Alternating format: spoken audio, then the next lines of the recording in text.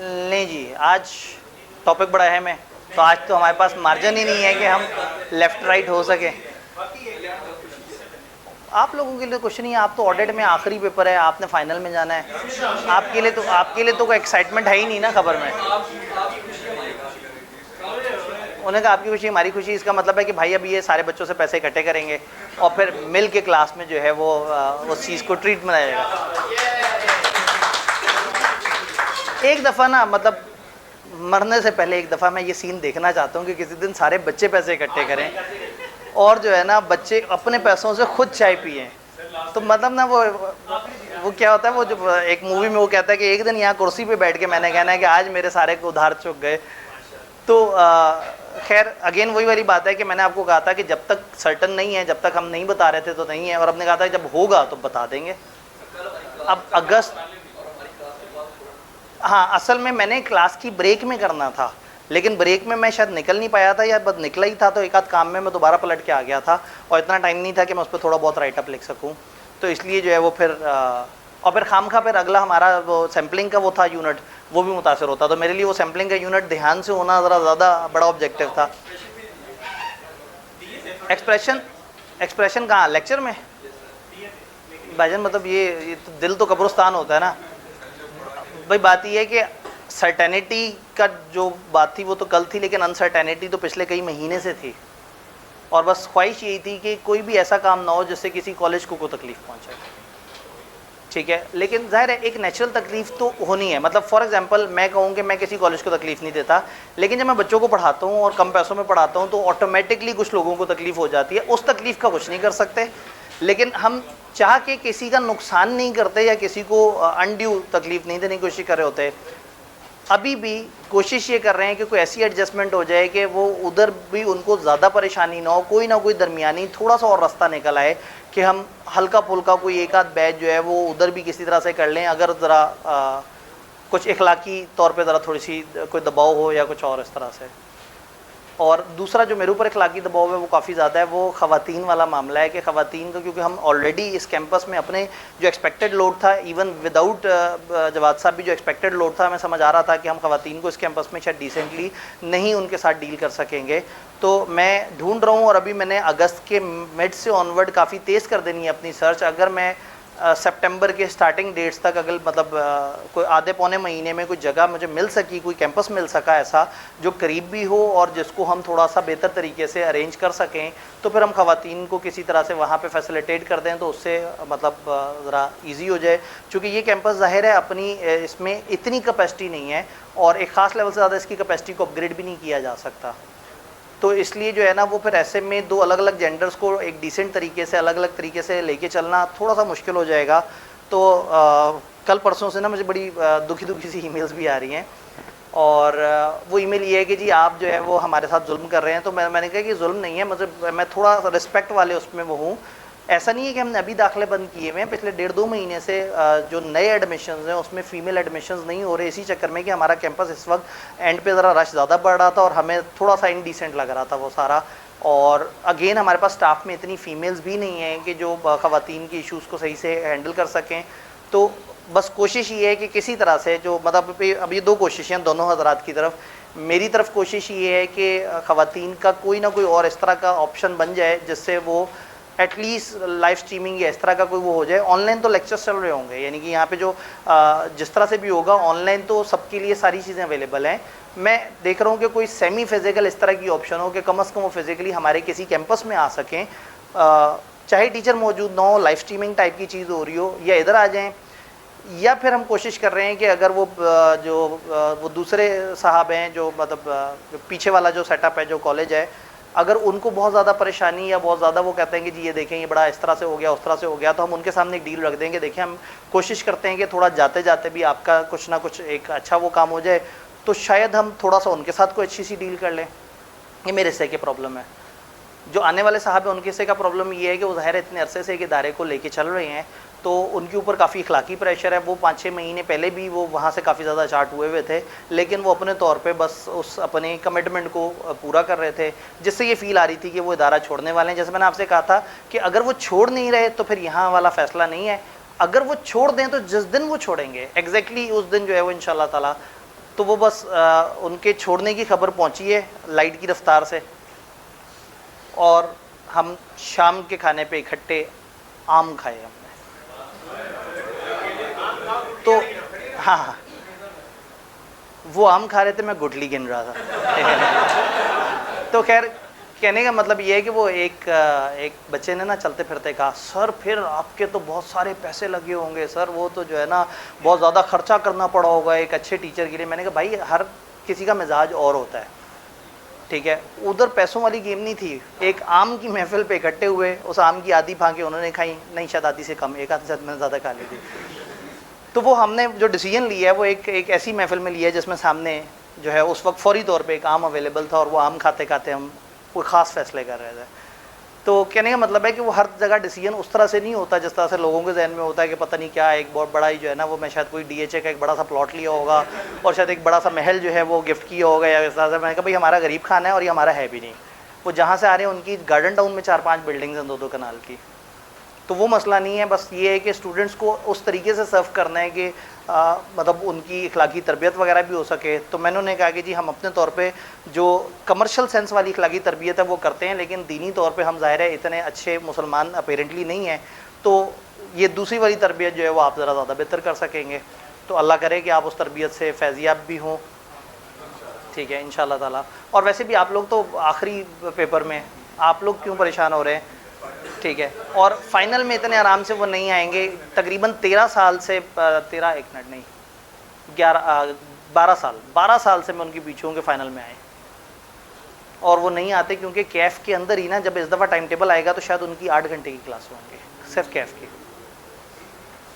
एक दिन में। असल में ये बात सुन के आपने वो तो किया, मैं इस वक्त 8.5 घंटे की कैफ़ की क्लासें पढ़ा रहा हूँ, लेकिन अगेन वही वाली बात है कि एक मामला होता है कि एक टीचर को एक ख़ास लेवल से, भाई मैं तो अपने शौक़ में पढ़ा रहा हूँ, ठीक है, और मैं तो इदारे के लिए कुछ ना कुछ ज़ाहिर है उस इदारे को साथ लेके चलना है। तो ऐसे में अगर एक और बंदा जो है वो अपने आउट ऑफ द वे निकल के और बहुत ज़्यादा मेहनत कर रहा होता है, तो फिर बिला वजह उनको स्ट्रेच करके, और दूसरा फ़ाइनल होती है रात के वक्त, तो वो सुबह अर्ली क्लासें शुरू कर लेते हैं, तो फाइनल के अंदर जो है ना वो काफ़ी मुश्किल है। एक ऑप्शन ये हो सकती है कि शायद साल के अंदर आहिस्ता आहिस्ता कुछ रिकॉर्डेड क्लासेस बना के और कुछ फ़ाइनल के लिए आहिस्ता आहिस्ता कुछ डाटा इकट्ठा हो जाए, लेकिन फ़ाइनल इतनी जल्दी आसान नहीं लग रहा, और शायद आगे भी इतना आसान नहीं है, क्योंकि ये तो मेरी जंग 12 साल से जारी है, तो अभी तक तो मैं उनको फ़ाइनल के लिए नहीं कन्विंस कर सका। तो बहरहाल तो इधर भी स्कैन में भी फ़ाइनल का फिर सारा सेगमेंट मेरे पास होता था, कैफ़ का सारा सेगमेंट उनके पास होता था। तो अब देखते हैं, एक और कोशिश करके देख लेंगे। तो ये है बस, मतलब बहुत तो कुछ वो नहीं था। एक्चुअल बात कौन सी, जो चाहे वो तो हो गया ना कि जब मतलब एक दिन ऐसा देखना है जब आप सारे पे लोग पैसे इकट्ठे करें, और पैसे इकट्ठे करके जो है ना,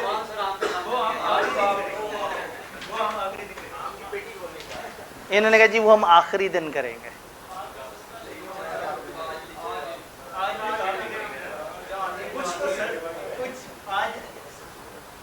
आप में से कोई कमती लॉ ले रहा है, ठीक है, और ये वाले भाई भी मुझे नज़र आए थे, ठीक है। तो हमने कमती लॉ में वो सारा कर लिया जो हमने करना था। भाई कमती लॉ के बच्चों ने तो आगे आना है, आप लोगों ने तो आगे आना ही नहीं है। आप लोग सारी चाय रोड़ जानी है, चाय ज़ाया चली जानी है। नहीं, ऐसा नहीं है, ऐसा नहीं है कि अगर आपसे कोई गर्ज नहीं है तो आपको चाय भी ना पिलाई जाए, लेकिन हम इस तरह की चाय बीच में पी चुके हुए हैं, वो ख़त्म भी हो गई, तो भाई ये चाय भी ख़त्म हो जाएगी। जो याद रहता है वो इखलास याद रहता है, जो याद रहेगा वो लेक्चर याद रहेगा। तो जो लॉन्ग टर्म चीज़ है उधर आए ना, आप क्या हल्की चीज़ों पे बातें कर रहे हैं। किसी दिन काश आपने इतनी बहस की होती कि सर ये टॉपिक थोड़ा सा और गहराई में पढ़ा दें, सर मतलब जो है ना आज हमें ज़रा ज़्यादा टाइम देते हैं। हसरत ही रही जी। सैम्पलिंग के आने से पहले कहा था, फिर हमने सैम्पलिंग को आपकी फरमाइश सुन के सैम्पलिंग को काफ़ी कम्प्रिहेंसिव रखा था, तो हम एक हल्की से हल्की फरमाइश की भी ये तो नहीं कहूँगा फजूल से फजूल बंदे की फरमाइश भी, हल्की से हल्की फरमाइश भी हल्की से हल्की फरमाइश भी जो है वो हम जहन में रखते हैं। लेकिन इस वक्त अब टारगेट अजीम है और बस ठीक है, वो अब सारा कुछ। भाई पिछली क्लास में चाय हुई, उससे अब चाय का सामान ख़त्म हो गया होगा। उधर हमने एक जुआ खेला था। मैंने उनसे कहा था कि देखिए अगर चाय का सामान हुआ तो चाय मिलेगी, नहीं तो चाय या कुछ भी कैंसिल हो जाएगा। दूसरी ऑप्शन ये थी कि एक जूस जो कि कंफर्म अवेलेबल होगा। तो क्या इसी तरह का कंटिजेंट कॉन्ट्रैक्ट यहाँ करना है? एक भाई शर्मिंदगी से जूस पीते हुए, क्योंकि उस क्लास में अभी हमने जूस मंगवाए ही थे कि भाई क्लास में आ गए। 1.25 घंटे की क्लास में आखिरी कोई 20 मिनट रहते थे। तो मैंने कहा भाई की टाइमिंग चेक करें। मतलब वो बात है कि जो जिसके हिस्से की जो चीज़ है ना उसको मिल जाती है। ठीक है, अब वही बात है कि साल पहले मुझे आइडिया ही नहीं था। मैं तो कब से रिज़ाइन देके सिर्फ ऑनलाइन पे शिफ्ट होने के बारे में सोच रहा था कि मैं ये असल वगैरह में ना पढूं, और अचानक से साल के अंदर पता नहीं क्या क्या कुछ हुआ है और कितना जूस निकला मेरा। ठीक है जी, तब आगे पढ़ें, मामला ख़त्म हो गया।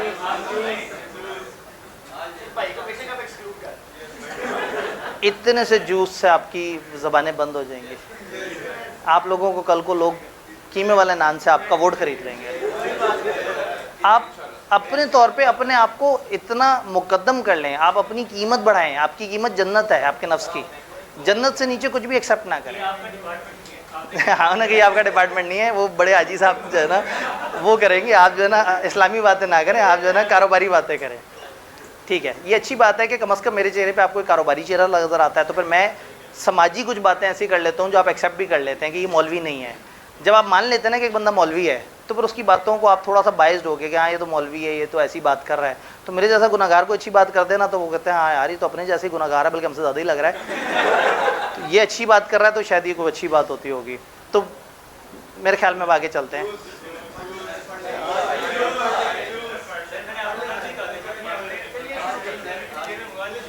ठीक है जी, बीच में हल्की हल्की सी पढ़ने की आवाज़ आ रही है और वो करते साथ ही बच्चा दूसरे के पीछे छुप जाता है कि सर देखना ले कि मेरा जूस ना ख़त्म हो जाए, हो सकता है जूस की तरफ बात चली जाए। तो फिर ठीक है, पर अगर जूस का फिर चाय नहीं, या चाय वाला जुआ खेलना है किसी ने, वो बड़ा मज़े का जुआ है। या मिलेगी चाय या जूस भी नहीं मिलेगा। नहीं, जो ये जो है ना ये कहते हैं a juice in hand is better than chai in the Bush. तो ठीक है, लेकिन बच्चे ज़्यादा हैं यार, कोई तरस खा लिया करें। उन्होंने कहा अब तो आप खरबों में खेलेंगे, अल्लाह माफी दे। आपको किसी दिन एक्सपेंसेस नज़र आ जाए ना, एक्सपेंसेस कोई नहीं देखता, इनकम पे नज़र। आपको क्या लगता है कि बहुत ही कोई प्रॉफिट जो है वो बहुत लाखों में हो जाता होगा? भाईजान ब्रेक इवन के आसपास चल रही होती हैं चीज़ें। हमारी अपनी बिल्डिंग नहीं है, किसी और की बिल्डिंग में किराए पे बैठे हुए होते हैं। हमारे आधे से ज़्यादा तारें हर तीसरे दिन सड़ जाती हैं, जो मतलब इतने सारे साथ साथ एक्सपेंस होते हैं। हमारे बहुत सारे कैपिटल नेचर के एक्सपेंस हमें रेवेन्यू में डालने पड़ते हैं।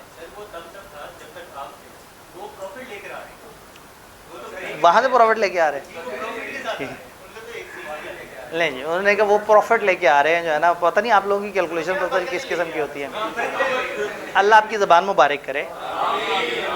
मेरा ये मानना है कि हम इस वक्त फाइनेंशियली जिस पोजीशन में हैं, हम 6 महीने बाद भी तकरीबन उसी के आसपास की पोजीशन में होंगे, क्योंकि हम फिर जो है जो रेवेन्यू होगा हमने उसको उसी तरह से खर्चना है। अब मैं पीछे जैसे कैंपस की कोशिश में हूँ कि किसी तरह से कैंपस मिल जाए ताकि हम फिर वो एक दूसरे तरीके से, फिर ये कैंपस में जब ओवरलोड होता है तो हमारे फिर पीपी के बैजेस, पीआरसी के बैजेस भी मुतासर होते हैं। तो जितना आएगा हम उसको दोबारा सिस्टम पे लगाएंगे, उसने कहा उससे और पैसा आएगा। वाह, जब बहुत ज़्यादा पैसा इकट्ठा हो जाएगा उसको किसी अच्छी जगह डोनेट कर देंगे, उसको कोई अच्छे काम में लगा देंगे। हर बंदा हमेशा सिर्फ कमा नहीं रहा होता, लोग लगाते भी हैं। ठीक, चलें ठीक है। तो जूस ख़त्म हो गया फिर, यानी तो फिर जूस मंगवा के टाइम तो वेस्ट ना करें, आगे चलते हैं। अगर एक जूस से आप लोगों की ज़बानें खामोश हो जाती हैं तो अच्छा, ज़रा सी भी गैरत अगर हो ना तो बंदा कहता नहीं सर आपने क्या बात कर दी है सर, अब आप पढ़ाएं। आप आइंदा कभी आपने जूस का लफ्ज़ मेरी ज़बान से सुना तो जो है ना आप पक्के होके कह रहे हैं जी सर जूस। ठीक है जी, मतलब आपने आखिरी 2-3 दिन जब रहते थे तो भी याद रखिएगा कि आपने मुझे मायूस किया। यकीन माने, मतलब किसी दिन तो मुझे लगे कि मेरे पढ़ाने की वर्थ उस जूस से ज़्यादा है। कहते नहीं सर वो वर्थ तो है, लेकिन जूस ऐड ऑन हो जाता है ना, ज़रा थोड़ा सा एक प्रीमियम, वो डिफरेंशिएशन ऐड हो जाती है वह उसके मुताबिक MFF।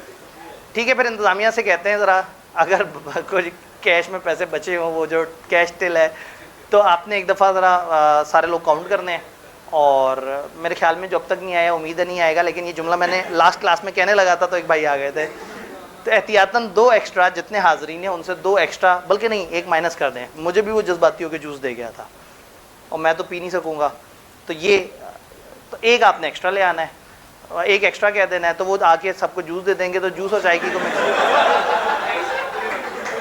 अब जितने लोग हैं उससे 1 एक्स्ट्रा लेके आना है। अब हम आगे पढ़ सकते हैं।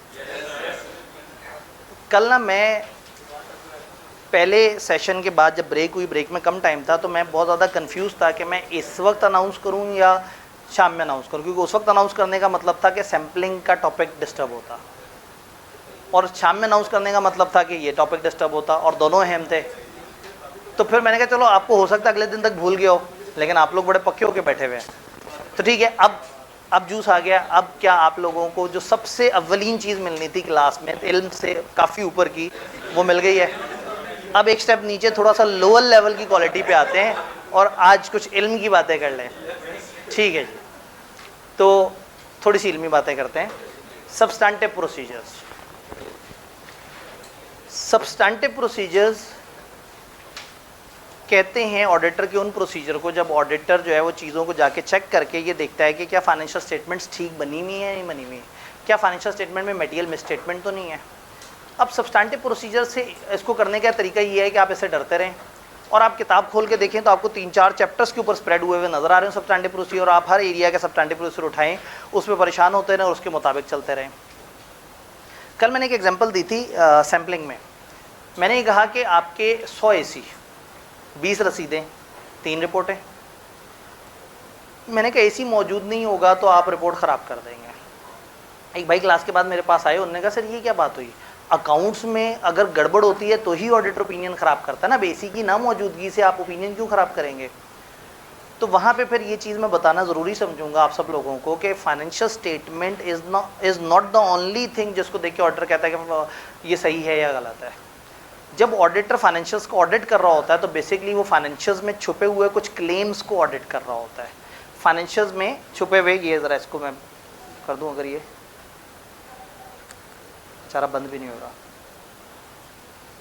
फाइनेंशियल में छुपे हुए कुछ क्लेम्स को वेरीफाई कर रहा होता है। जिस दिन वो क्लेम्स वेरीफाई हो जाते हैं ना, उस दिन ऑडिट कंप्लीट हो जाता है। यानी अगर एक AC फाइनेंशियल में नज़र आ रहा है और सामने मौजूद नहीं है तो गलत लिखा हुआ है। AC सामने भी मौजूद है और फाइनेंशियल भी में नज़र आ रहा है, लेकिन रसीद इनकी नहीं है तो भी गलत है। रसीद भी इनकी है, AC भी इधर लगा हुआ है, लेकिन फाइनेंशियल में नज़र नहीं आ रहा तो भी गलत है। AC भी लगा हुआ है, रसीद भी मौजूद है, फाइनेंशियल भी नज़र आ रहा है, लेकिन ज़्यादा वैल्यू पे नज़र आ रहा है तो भी गलत है। इसका मतलब है कि जब आप ऑडिट करते हैं तो आपके जहन में कुछ फीचर्स होते हैं फाइनेंशियल स्टेटमेंट के, जिनको आप वेरीफाई करेंगे तो फिर आपको पता लगेगा कि चीज़ें ट्रू एंड फेयर व्यू दे रही हैं या नहीं दे रही। मैं इसकी एग्जांपल देता हूँ एक बिल्डिंग से। एक शख्स को आप साथ लेके जाते हैं और आप उसे कहते हैं कि मैं तुम्हें ना एक बिल्डिंग दिखाता हूँ और तुम बताओ ये बिल्डिंग कैसी बनी हुई है, अच्छी बनी हुई है या बुरी, बिल्डिंग के बारे में ओपिनियन दो। आप उसके साथ जाते जाते एक जगह गाड़ी रोकते हैं और उसको कहते हैं आओ गाड़ी से बाहर निकलें। वो कहते हैं क्यों? आप कहते हैं आगे 2 किलोमीटर का ऐसा रास्ता है जहाँ तक गाड़ी नहीं जाती, आओ मैं तुम्हें जाके अपनी बिल्डिंग दिखाऊँ। वो बंदा वहीं से गाड़ी में बैठेगा, कहेगा बकवास बिल्डिंग है, फजूल बिल्डिंग है। मतलब एक ऐसी बिल्डिंग जहाँ तक पहुँचने के रास्ते में गाड़ी नहीं जाती और 2 किलोमीटर पहले गाड़ी रोक के पैदल जाना हो तो कितनी थकी हुई बिल्डिंग होगी। हालांकि महल खड़ा हुआ था वहाँ, खूबसूरत बिल्डिंग थी, शीशे ही शीशे लगे हुए थे। वो भाई साहब ने बिल्डिंग देखने से पहले कह दिया फजूल बिल्डिंग है। फ़र्ज़ करें ये रास्ते वाला मसला नहीं था, आप वो साहब को लेके आए वहाँ और आपने कहा ज़रा आप यहाँ रोकें, मैं ज़रा पार्किंग ढूंढ के आऊँ, बाज़ार में कहीं ना कहीं जगह मिलेगी, मैं गाड़ी पार्क कर दूँगा। उसने कहा बिल्डिंग में लगाए ना, बिल्डिंग की पार्किंग में। आपने कहा जी बस वो पार्किंग नहीं है इसमें, 10 मंजिला इमारत है, पार्किंग देना भूल गए। तो वो कहेगा भाई मैं बिल्डिंग के अंदर नहीं जा रहा, इंतहाई फजूल बिल्डिंग है, वापस चलो। बात समझ रहे? फ़र्ज़ करें बिल्डिंग के अंदर चले गए, पार्किंग भी मौजूद थी, रास्ता भी सही था। अंदर पहुंचे, ग्राउंड फ्लोर देखा, उसने कहा बड़ी खूबसूरत बिल्डिंग है, सारे फ्लोर ऐसे हैं। आपने कहा हाँ आओ सीढ़ियों की तरफ चलते हैं, तो मैं सारे फ्लोर दिखाएं। उसने कहा सीढ़ियाँ क्यों, लिफ्ट की तरफ। आपने कहा जी लिफ्ट तो है ही नहीं इसमें। तो उसने पूछा फर्स्ट फ्लोर वाले कैसे जाते हैं? इन सीढ़ियों से। तो उसने कहा जो 5th फ्लोर वाले वो कैसे जाते हैं? कहते हैं इन्हीं सीढ़ियों से बार बार। तो उसने कहा क्या मतलब, आप ये कहना चाह रहे हैं कि 10 मंजिला इमारत में, इस खूबसूरत इमारत में लिफ्ट नहीं है? उसने कहा नहीं है। उसने कहा मैंने ऊपर जाना ही नहीं है, वापस चलो, फजूल बिल्डिंग है। पिक कर रहे हैं बात को?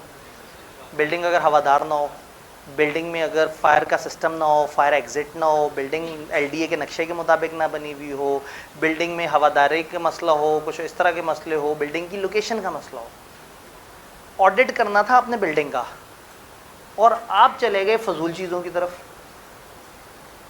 इसके सेल ज़रा कुछ प्रॉब्लम कर रहे हैं।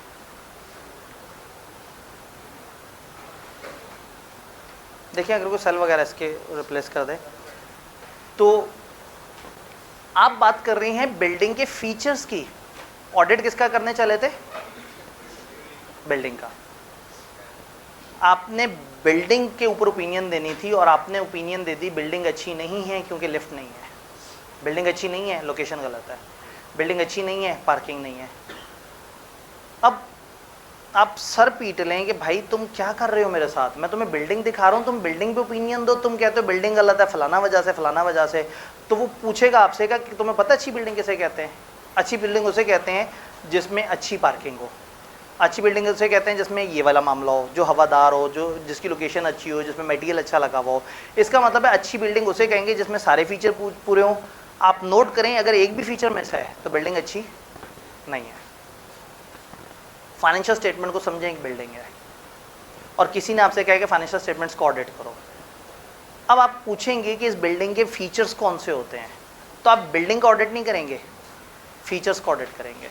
आपने अभी भी बिल्डिंग का ऑडिट नहीं किया, आपने लोकेशन का ऑडिट किया, आपने लिफ्ट का ऑडिट किया, आपने इन चीज़ों का ऑडिट किया। तो बेसिकली आप फीचर्स का ऑडिट करते हैं जिससे आप उस चीज़ को वेरीफाई कर लेते हैं। इन फीचर्स को, किसी भी चीज़ के वो फीचर्स को जो उस चीज़ के बनाने वाले मानते हैं कि उसमें होगी, उसको अजर्शंस कहते हैं। Same goes with financial statements. अगर मैं एसी का ऑडिट कर रहा हूँ तो एसी का ऑडिट नहीं करना, मैंने एसी की अजर्शंस का ऑडिट करना है, देखना है कि इसकी अजर्शंस वैलिड है या नहीं है। बात समझ रहे हैं? ये शायद सुनने में शुरू में थोड़ी सी दिक्कत होगी, लेकिन उस दिक्कत के बाद फिर आहिस्ता आहिस्ता आपको समझ आ जाएगी कि कहानी क्या है और किस तरह से चल रही है। तो हम ये बात कर रहे हैं कि जो फाइनेंशियल स्टेटमेंट्स हैं उसके पीछे क्या है? अजर्शंस।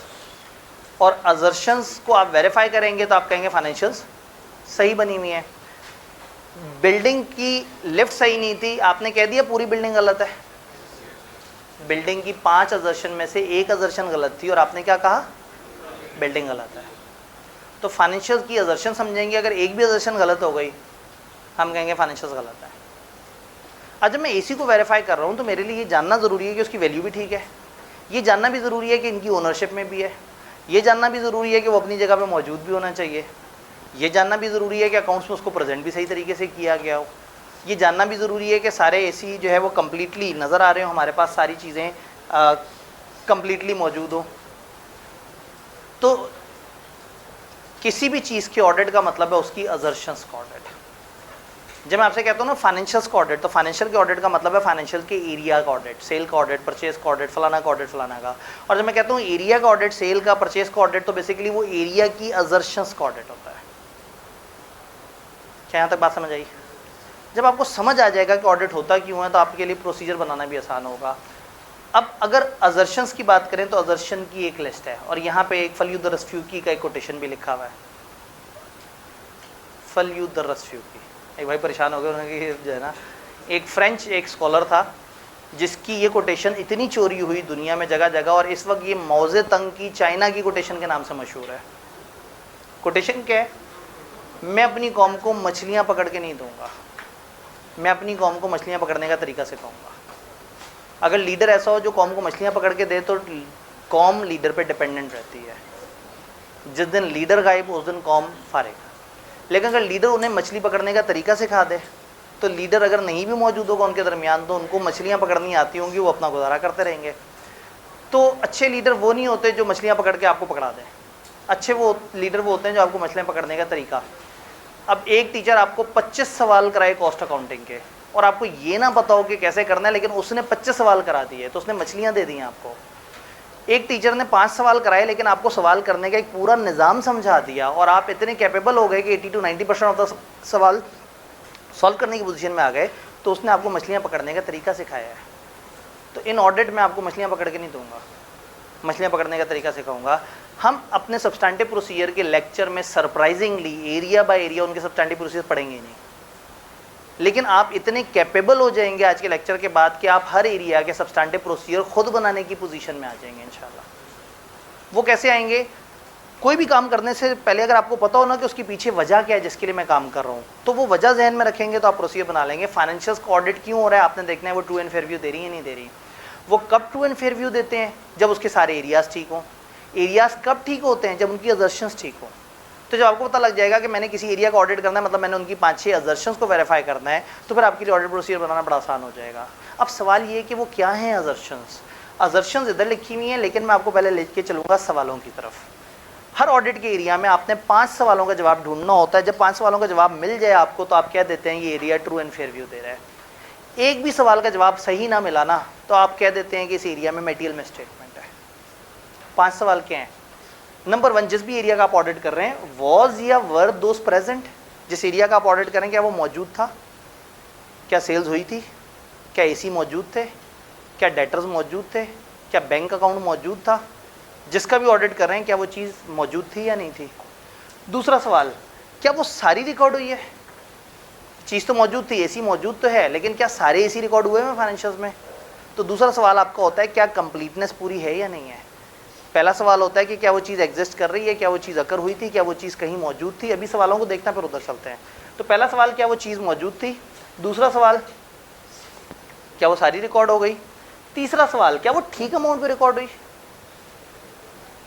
चौथा सवाल, उस चीज़ का मेरे फाइनेंशियल से ताल्लुक था भी या नहीं था? पड़ोसियों का एसी उठा के यहाँ लगा दूँ और मैं अपने अकाउंट्स में लिख दूँ तो वो तो गलत बात है। वो एसी तो मैं लिख ही नहीं सकता। मैं ईयर एंड के बाद के 2 महीने की सेल्स उठा के सेल्स में डाल दूँ, वो तो मेरे से रेलेवेंट ही नहीं है। तो क्या वो एरिया मेरे फाइनेंशियल से रेलेवेंट भी था या नहीं था? एंड फाइनली, क्या वो प्रॉपर तरीके से डिस्क्लोज हुआ था या नहीं हुआ था?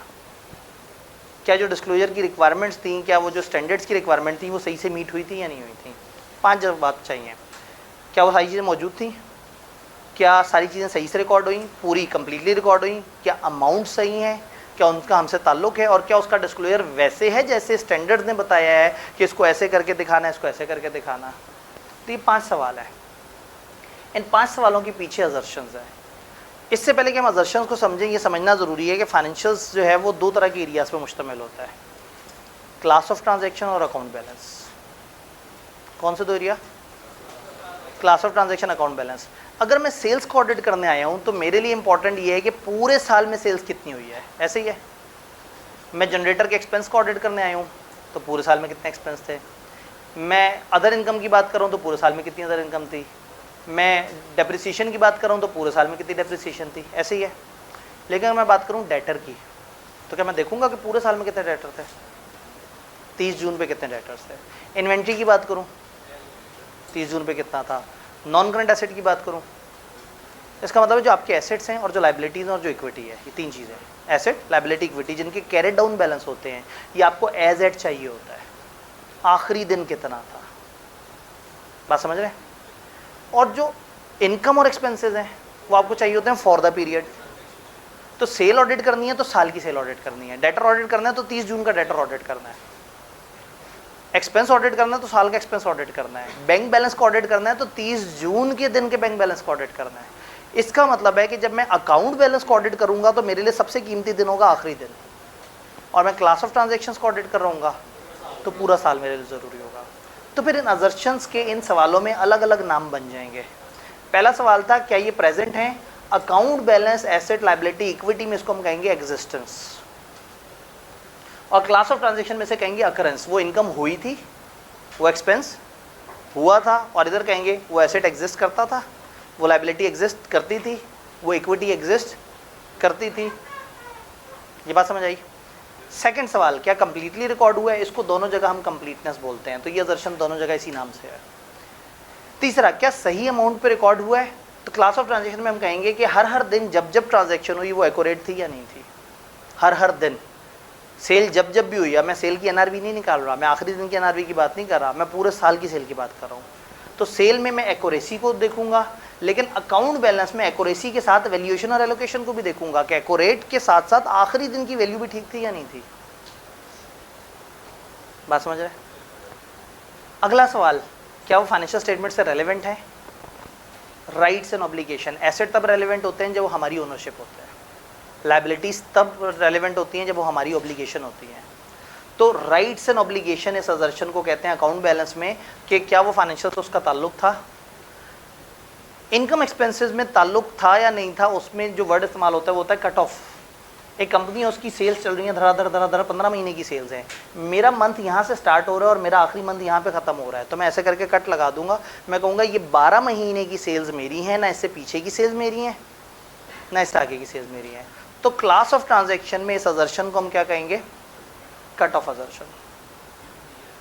ड्यूरिंग द ईयर, अब ईयर से पीछे वाली चीज़ इग्नोर कर दें और ईयर से आगे वाली चीज़ इग्नोर कर दें। आखिरी सवाल, क्या वो प्रॉपर्ली डिस्क्लोज हुआ था? इसके अंदर दो असर्शन होती है, क्लासिफिकेशन और प्रेजेंटेशन। क्लासिफिकेशन का मतलब है वो एरिया सही जगह क्लासिफाई हुआ, शॉर्ट रन, लॉन्ग रन, फलाना फलाना, इनकम एक्सपेंस, पहले वो सही जगह क्लासिफाई हुआ, स्टेप 1। स्टेप 2, उसका डिस्क्लोजर जैसे डालने का कहा गया था स्टैंडर्ड्स के मुताबिक, क्या वैसे ही डला? तो प्रेजेंटेशन है कि क्या वो स्टैंडर्ड्स के मुताबिक हुआ। और क्लासिफिकेशन कि आपने सही चीज़ को सही जगह के अंदर जाके लिखा या नहीं लिखा। इसका मतलब ये हुआ कि अगर आपको कोई कहे कि डेटर्स को ऑडिट करो, आप कहेंगे एक मिनट, डेटर क्या होता है? Account balance. अकाउंट बैलेंस में मुझे क्या वेरीफाई करना होता है? Existence, completeness, valuation, rights and obligation, classification and presentation. तो डेटर को ऑडिट करते हुए अगर आपने इन 6 असर्शन को सेटिस्फाई कर दिया, मतलब आपने डेटर को ऑडिट कंप्लीट कर लिया। अब मुझे किताब उठा के रट्टे मारने की ज़रूरत नहीं है कि डेटर के 17 प्रोसीजर्स कौन से होते हैं और कैश के 15 प्रोसीजर्स कौन से होते हैं और फलाना के 10 प्रोसीजर्स कौन से होते हैं और फलाना के 8 प्रोसीजर्स क्या होते हैं। मैंने खामोशी से बैठना है, मुझे ये बात सर ने बताई भी है कि 7 में से कोई एक प्रोसीजर लगाना होता है या उनकी मिक्सिंग लगानी होती है, याद है? 7, इंक्वायरी, ऑब्जर्वेशन, इंस्पेक्शन और वो सारा। तो ये तो आपको पता है कि उन 7 के अलावा कुछ नहीं होना। तो उन 7 की मिक्सिंग लगानी है हमने, और हमने इन 6-5 असर्शंस के जवाब ढूंढने हैं। तो इससे क्या होगा, हम थोड़ी सी प्रैक्टिस करेंगे तो हम इसके जवाब ढूंढने आ जाएंगे, फिर हम थोड़ी सी और प्रैक्टिस करेंगे तो हम हर असर्शन के कुछ टिपिकल प्रोसीजर समझ लेंगे। तो फिर पेपर में वो दुनिया का कोई भी एरिया दे दे, आप उसका 70-80% तो फ़ौरन से मुंह तोड़ जवाब दे देंगे। और फिर जब तसल्ली से बैठ के सोचेंगे तो थोड़े से और पॉइंट्स आपके जहन में आएंगे और आप ज़्यादा अच्छा जवाब कर रहे होंगे। स्ट्रेटिफिकेशन याद है? ग्रुप्स बना दें। अब 2 बच्चों की प्रेजेंटेशन देखें। एक बच्चा पेपर में गया, सवाल आया इन्वेंट्री के सब्सटैंटिव प्रोसीजर बताओ। उस बच्चे ने कहा ये होता है, ये होता है, ये होता है, ये होता है, ये होता है, ये करते करते करते करते करते उसने 17 लाइनें लिख दी हैं, जिसको देखते एग्जामिनर कह रहा है कि आधी तो गप होगी, क्योंकि बच्चे के ऊपर भरोसा उसका ख़त्म हुआ होता है, पिछले सवाल भी उसने चेक किए हुए होते हैं। एक वो बच्चा है और एक बच्चा है जिसने इंतहाई अदब एहतराम से उसने जनाब एक असर्शन लिखी एग्जिस्टेंस, एक लिखी कंप्लीटनेस, एक फलाना, एक फलाना फलाना फलाना। उसने अपने सफ़े को 6 हिस्सों में डिवाइड किया और उसमें हर असर्शन की हेडिंग दी और हर असर्शन के नीचे 2-2 लाइनें लिख दी। ये इसके नीचे 2 लाइनें, इसके नीचे 2 लाइनें, इसके नीचे 2 लाइनें, इसके नीचे 2 लाइनें। तो ये बच्चा जो कह रहा है कि आए मैं आपको प्रोसीजर बताता हूँ, और एग्जिस्टेंस के लिए ये 2 काम करने होते हैं, कंप्लीटनेस के लिए ये 2 काम करने होते हैं, फलाना के लिए काम करने होते हैं। ये स्ट्रेटिफिकेशन की है इस बच्चे ने। इसने लाइनें लिखी हैं 12, उसने लाइनें लिखी हैं 17। इसको मिलने हैं नंबर ज़्यादा, उसको मिलने हैं कम। उस पर गुमान होने गप मार रहा है, इस पर होगा इतनी ऑथेंटिक बात कर रहा है, इतने धड़ल्ले से कर रहा है कि ये एग्जिस्टेंस पई है, ए कंप्लीटनेस पई, तो होगा कि यार ये तो मतलब कहाँ से पढ़ के आ रहा है, ये कौन है, मतलब ये किस किस्म का बच्चा आ गया कि ये तो जो है ना, हाँ ये SBI से पढ़ के आ रहा है। तो अच्छा, और मज़े की बात है वो सोचेगा ये बच्चा कमाल है, इसने तो बहुत मेहनत की होगी। उसे अगर ये पता लग जाए कि इस बच्चे ने उससे कम मेहनत की है, वो मछलियाँ पकड़ता रह गया, इसको मछलियाँ पकड़ने का तरीका पता लग गया। वो टीचर मछलियाँ देता गया, वो मछलियाँ पकड़ता गया और एंड पे देखा इतनी सारी मछलियाँ, उसने कहा अच्छा छोड़ देता हूँ। अच्छा, छोड़ने के बाद भी ना वो मछलियाँ फुदक फुदक के बाहर आने की कोशिश कर रही हैं, तो डर लग रहा है कि पता नहीं क्या होगा। अगर कोई चीज़ छोड़नी हो तो फिर छोड़ के कॉन्फिडेंट रहना होता है, या छोड़ना नहीं होता। जब छोड़ दिया है तो बस ठीक है, वो नहीं किया टॉपिक, ठीक है कोई बात नहीं, अल्लाह माले क्या किस्मत पे खेल रहे हैं, या तो छोड़े ना। और अगर छोड़ दिया है तो फिर आखिरी दिन तक टेंशन ना लें, और अगर टेंशन लेनी थी तो बेहतर है कर लेते। तो ये बड़ा ज़रूरी फ्रेमवर्क है। तो मज़े की बात है कि एग्जामिनर की नज़र में ये बच्चा मोतबर भी ज़्यादा है इसकी प्रेजेंटेशन भी बेहतर है। अब अगर 7 नंबर का सवाल है तो वो खुद सोचेगा कि मैं मरे से मरा एक एक नंबर तो मुझे 6 की 6 चीज़ों पे तो कम से कम दे देना चाहिए इस बच्चे को, और सोचेगा 7वें नंबर का मैंने क्या करना है। इस बच्चे ने 6 हेडिंग्स वो की हैं, मैं उस नंबर को अपने पास संभाल के क्या कर लूँगा, ये भी इसमें बांट देता हूँ। बच्चे ने क्या खूबसूरत बात कर दी। तो गेम ये है, बजाय इसके कि आप डेटर्स के सारे प्रोसीजर याद करें, क्रेडिटर के सारे प्रोसीजर याद करें, फलाना के प्रोसीजर याद करें, हम मुख्तलिफ एरियाज़ पे तजर्बा करेंगे, हम उसके ऊपर प्रोसीजर सोचने की कोशिश करेंगे, और जब आपको सोचना आ जाए तो आप पेपर में खुद से लिख सकेंगे। आप कहें नहीं सर मैं इतना साइंटिफिक नहीं हूँ, मैं खुद से बहुत ज़्यादा नहीं सोच पाता, तो फिर मैं आपको एक ऐसा पेज दूंगा जिस पेज पे इन सारी अदर्शन के कुछ टिपिकल 2-3 लाइन के प्रोसीजर दिए होंगे कि ज़्यादातर इस तरह के प्रोसीजर इस अदर्शन पे चल जाते हैं। यानी कि अगर मैं आपसे शेयर करने की कोशिश करूँ तो वो सफ़ा भी मेरे सामने पास मौजूद है, लेकिन मैं इतनी जल्दी उस तरफ आना नहीं चाह रहा। इसमें हर अजर्शन के टिपिकली 2-3 लाइन के कुछ ऐसे प्रोसीजर जो ज़्यादातर उसको वेरीफाई करने के लिए होते हैं, लेकिन मैं चाह रहा हूँ कि हम यहाँ तक ऐसे ना पहुँचें, हम एक्सपेरिमेंटेशन से पहुँचें, हम खुद से कुछ एरियाज़ पर तजर्बा करें, फिर हमें पता लगे कि ये सफ़े से। तो अगर आपको कुछ नहीं बहुत ज़्यादा दिमाग काम कर रहा तो आप इस एक सफ़े को रट्टा मार लेंगे तो 70% तो जवाब आप रट्टे से दे देंगे, एक सफ़े के रट्टे से, 40 एरियाज़ के रट्टे से नहीं। तो अब ये समझना है कि हमने ये काम कैसे करना है। हम यहाँ आ रहे थे तो यहाँ अजर्शन बाय अजर्शन हम इसको समझ रहे थे, तो 3 अजर्शन डिफरेंट है। अक्रस एग्जिस्टेंस की जगह, एक्यूरेसी है इस एक्यूरेसी वैल्यूएशन एलोकेशन की जगह, और कट ऑफ है। आईकेएफ की किताब में एक चैप्टर है जिसमें उसने नॉन करंट एसेट्स के सब्सटेंटिव प्रोसीजर बताए हैं, एक में उसने करंट एसेट्स के सब्सटेंटिव प्रोसीजर बताए हैं, एक में अदर एरियाज़ के साथ इनकम और एक्सपेंसेस वगैरह के जो एरियाज़ हैं उनके सब्सटेंटिव प्रोसीजर बताए हैं, एक में एनालिटिकल प्रोसीजर के साथ सब्सटेंटिव प्रोसीजर बनाने के तरीके पे, अजर्शंस वगैरह पे हल्की फुल्की डिस्कशन की हुई है। तो इग्नोर कर दें कि कौन कौन से चैप्टर में, यानी आज हमारा जो पहला सेशन है इसका मकसद है चैप्टर नंबर 8, 9, 10 में जहाँ जहाँ सब्सटेंटिव प्रोसीजर है वहाँ वहाँ उस एरिया को करने के काबिल होना है। तो अब हमने 2-2.5 महीने उसकी तैयारी पे नहीं लगाने, हमने 15-20 दिन उसे रटा नहीं लगाना, हमने एक अप्रोच समझ लेनी है और उस अप्रोच के बाद इस काबिल हो जाना है कि पेपर में सवाल आए तो हम कर सकें। When I talk about substantive procedure, तो ये जो आज का हमारा सेशन है ये 2 हिस्सों में डिवाइडेड है। ये जो आईकेएफ का चैप्टर नंबर 7 से लेके 10 तक का एरिया है जिसको कॉमनली सब्सटेंटिव प्रोसीजर बोला जाता है, इसमें या सब्सटेंटिव प्रोसीजर्स हैं डिफरेंट एरियाज़ के, या इसमें 3 स्टैंडर्ड है, आईएसए 501, आईएसए 505 और आईएसए 520। इन्वेंट्री काउंटिंग का स्टैंडर्ड, एक्सटर्नल कंफर्मेशन का स्टैंडर्ड, एनालिटिकल प्रोसीजर का स्टैंडर्ड। तो मैं इन 2 को सेग्रीगेट करूँ, मैं सब्सटेंटिव प्रोसीजर अकेले को साइड पे कर रहा हूँ और इनको साइड पे कर रहा हूँ। इंटरेस्टिंगली स्पीकिंग लोग इस सब्सटेंटिव प्रोसीजर से डलते हैं जबकि सवाल ज़्यादातर स्टैंडर्ड से आते हैं। यानी मैं अगर पिछले 20 साल के पेपर्स उठा लूँ ना तो मुश्किल से 15 सवाल आए होंगे सब्सटेंटिव प्रोसीजर्स के, मुश्किल से। लेकिन इसका खौफ बहुत ज़्यादा है। अब सब्सटेंटिव प्रोसीजर करते करते अगर हम स्टैंडर्ड को भी बीच में घुसाएंगे तो हम ज़रा परेशान हो जाएंगे, तो हम सब्सटेंटिव प्रोसीजर को अलग से डील करेंगे। यानी इन 3 स्टैंडर्ड्स के ऊपर हम डिस्कशन जो है वो ब्रेक के बाद कर रहे होंगे इंशाल्लाह, और ब्रेक से पहले हमारी सारी डिस्कशन होगी सब्सटेंटिव प्रोसीजर्स बनाने के ऊपर। तो बात समझ आ रही है? तो पहली बात है कि सब्सटेंटिव प्रोसीजर से डरना नहीं है किसी भी टाइम पर। जब आप ये सोचते हैं ना कि पता नहीं क्या जिन चीज़ है, पता नहीं मैं कर सकूँगा या नहीं कर सकूँगा, तो फिर आप नहीं कर पाते। कोई भी रैंडम अगर एरिया उठाएं, मैं नॉर्मली एक ऐसे एरिया की बात करता हूं जो बहुत आसान होता है समझने में, non current asset, fix asset. सबसे पहले जो फिक्स एसेट पुराने ज़माने में स्टैंडर्ड से फिक्स एसेट कहता था वो उसे क्या कहते हैं? Non current asset. ये पता है ना, पेपर फिक्स एसेट नहीं लिखना। तो नॉन करंट एसेट जो है वो इन 2 में से क्या होता है? Account balance. इसका मतलब है मैं ये गायब कर दूँ, ये गायब कर दूँ, और मैं इधर आके ये हेडिंग लिख दूँ, एग्जिस्टेंस फलाना फलाना फलाना फलाना। अब हर अजर्शन पे आऊँ और सोचूं कि मैं ऐसा क्या प्रोसीजर लगाऊं कि ये वाली चीज़ वेरीफाई हो जाए। नॉन करंट एसेट एग्जिस्ट करता है या नहीं करता, मुझे ये जानकारी हासिल करनी है। तो what should be the procedure? Physical verification. मैं जाके एसेट को अपनी आंखों से देख लूँ, टटोल के देख लूँ, उसको रसीद के साथ मैच करके देख लूँ। अगर इनका कोई एसेट इनके पास नहीं है, किसी थर्ड पार्टी के पास पड़ा हुआ है, उसको ख़त लिख दूँ, या तो मैं वहाँ तक पहुँच जाऊँ या उसको ख़त लिख के उससे कंफर्म कर लूँ कि भाई आप कंफर्म करेंगे इनका एसेट आपके पास यूज़ के लिए आया हुआ है।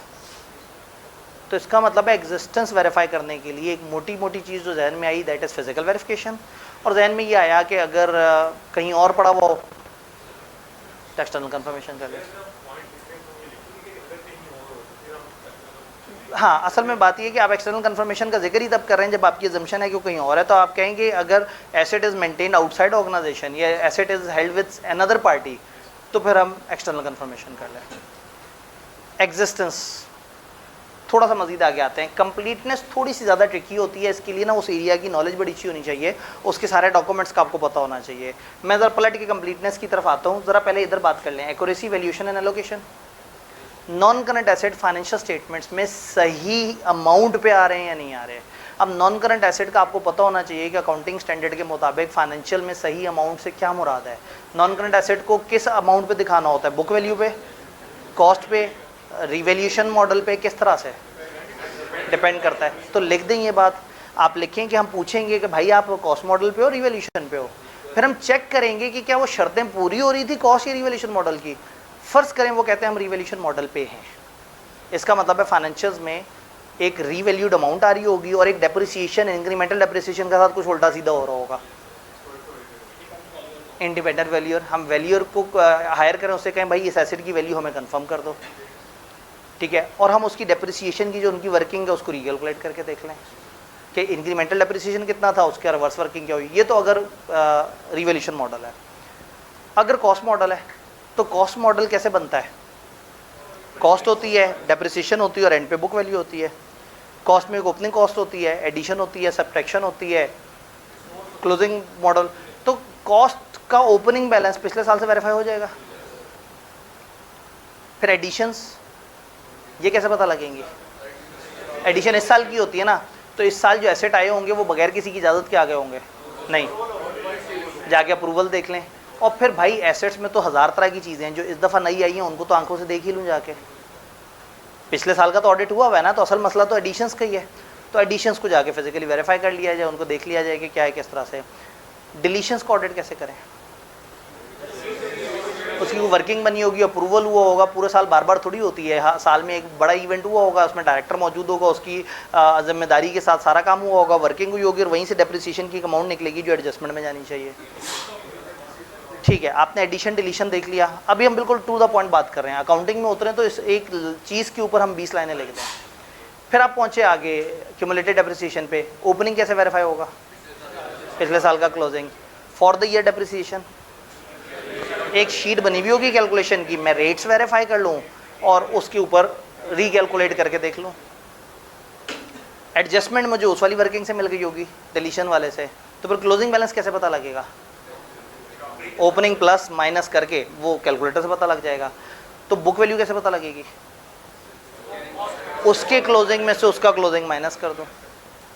तो ये सारी बातें लिखेंगे तो 12, 13, 15 लाइनें तो इसी के अंदर आप लिख सकते हैं। क्योंकि अब अगेन ज़्यादा गहराई में उतरे तो फिर देखेंगे यूज़फुल लाइफ वगैरह क्या थी उसके ऊपर, लेकिन ना इतने नंबर हैं और ना इतना गहराई में हमें उतरने की ज़रूरत है, क्योंकि हमने तो गुड़ से अगले बंदे को मार दिया, तो जहर तो देने की ज़रूरत ही नहीं है। आपको ये पता लग गया। राइट्स एंड ऑब्लिगेशन, ये एसेट है तो इसमें ऑब्लिगेशन नहीं बोलेंगे, राइट बोलेंगे। तो एजर्शन का नाम है rights and obligation, heading they the rights and obligation.